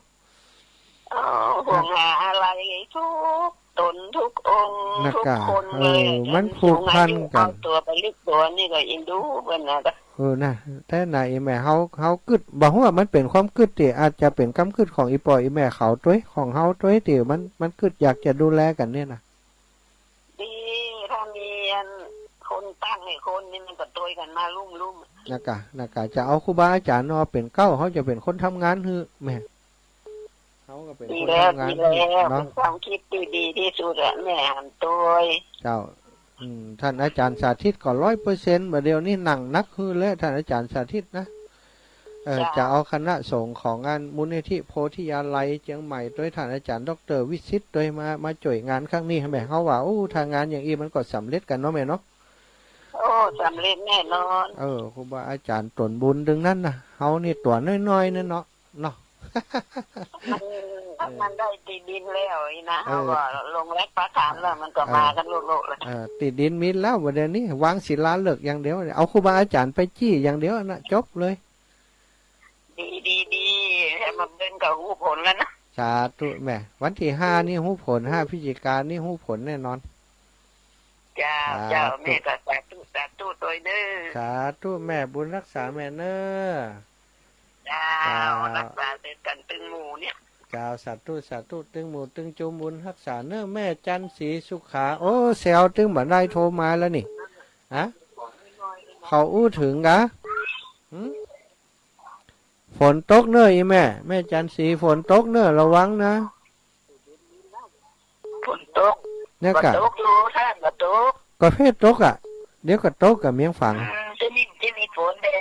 ดจังขนาดนั้น โอ้กะโอ้ดีกับมันมาตกบ้านเฮาเพ่น่ะบัดเดี๋ยวนี้อากาศฝนกำลัง แต่ ตก เพื่อนแม่ไปอยู่ที่คนเนอ แน่นอนเขาอย่าเอารถเขี่ยงไปฮับรถซาเล้ง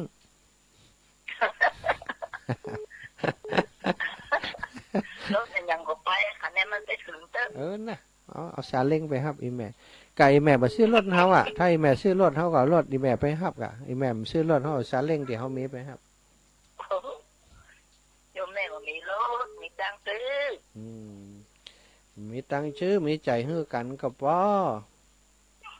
เจ้า สาธุขอบคุณแม่นะ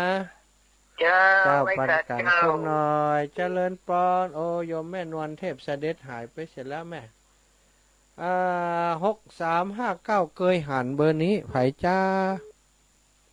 เจ้ากับพระเจ้าท่านมหาเจ้าฟังอยู่เจ้า เจริญปอนเจ้า จากที่ไหนก็ จากแม่ย่อยอำเภอสันทรายเจ้าฟังอยู่เจ้า ไม่ย่อยอำเภอสันทรายเนาะขอบคุณอีแมนเนอร์ เจ้าเป็นกำลังใจให้นะเจ้าท่านมหาเจ้า เจ้าเจริญปอนแม่ เจ้ากับพระเจ้า เจริญปอนจ้ะ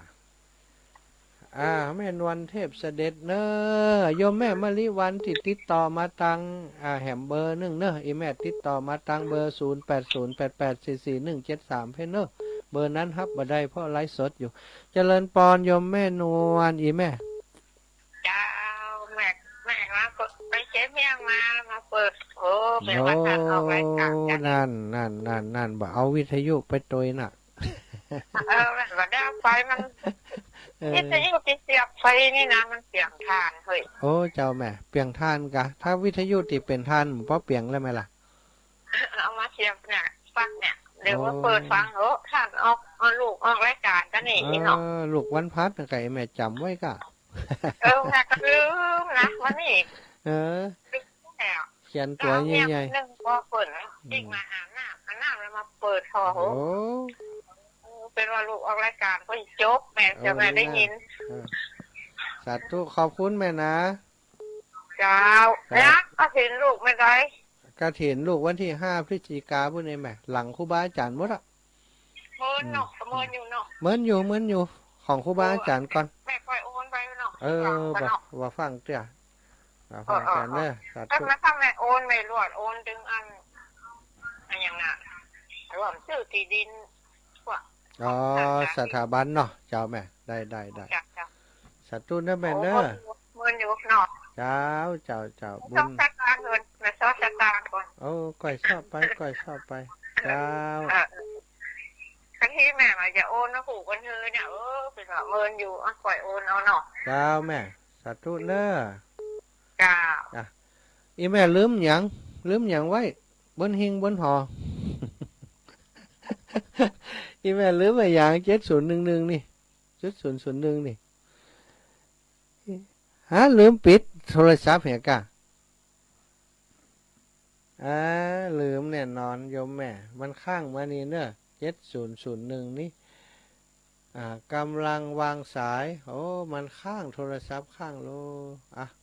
เอาสถาญาติโยมตะกี้โทรศัพท์ข้างเนอะโทรมาแหมใหม่เนาะขอบคุณครับอีปออีแมทตั้งหลายที่โทรมาเป็นกำลังใจตั้งแต่เจ้าจนถึงบัดเดียว6582จากตั้งได้ จากสันทรายเจ้าสันทรายประภัยสันทรายเจ้า ประภัยสันทรายเนาะวันนั้นเขาก็ไปสันทราย หลังมอบ แม่โจ้เจ้า เอาหวังหมอแม่โจวันนั้นเขาไปป่าไผ่สันทรายถ้ากลับไปหาแม่อันแม่สีท้อนจมฟ้องนะ เจ้านี่แม่อยู่ทั้งเพศทั้งวัดเรื่องทั้งสนามกอล์ฟเลย โอ้ระวัง แม่ใครถามว่าเนี่ยวัดอันเนาะปฏิบัติธรรมสุนทรมุนีที่ท่านอยู่นะมันมีทางใด อ๋ออีแม่อยู่ติดกับวัดสามัคคีบุญญารามของหลวงปู่หลวงมาลำปางนี่ถามวัดสามัคคีบุญญารามนี่เขาหู้หมดอ่ะแม่วัดหลวงปู่หลวงที่มีหนักปกสีขาวอยู่บนดอยอีแม่ตำบลพระบาทอำเภอเมียงถ้าลูกตั้งเชียงใหม่มาเนี่ยข้ามสะพานลักกิโลหลวงมาก่อหันแล้วแม่สุนทรมุนีเนาะเจ้า เจ้าสุนทรมุนีเขาอยู่ติดเปิ่นหันเขาอยู่ตั้งหลุมอีแม่ปฏิบัติธรรมสุนทรมุนีเนาะเจ้าอีแม่จะไม่แอวเหรอวันที่17แม่เขาจะไปนะ17อ๋อเดือนนี้กะเจ้าเดือนนี้เนาะได้กะแม่ก็ไปทำบุญสักหน่อยเนาะหลดไปแอวด้วยอ่ะดีกะดีใจนี่จะรอตอนรับเนอะ17เขียนไว้เลยเจ้าสาธุก่อนเดินทางโทรบอกเขาจิมเจ้าสาธุขอบคุณอีแม่สามเณรอารักษ์ครับผมครับไว้สาครับท่านอาจารย์ไว้สาเหมือนกันเด้อครับจะได้งานกฐินเปิ้นแต่มันไปตัดก่อนเดี๋ยว5ตัดกันกะครับอันแบ่งกันมันกึ่งครับของผมมันเป็นวันแห้งวันแดดอีเตอจ้าส่วนใหญ่ก็จะตัดกันมันซ้อยๆละมันจะตัดกันบ่เป็นหยังเนาะครับบ่เป็นหยังวันนี้เขาอนุโมทนาบุญเนอะท่านอาจารย์มหาเพิ่นจะซ่อมหลังคาอาคารเรียนตัวก็จะ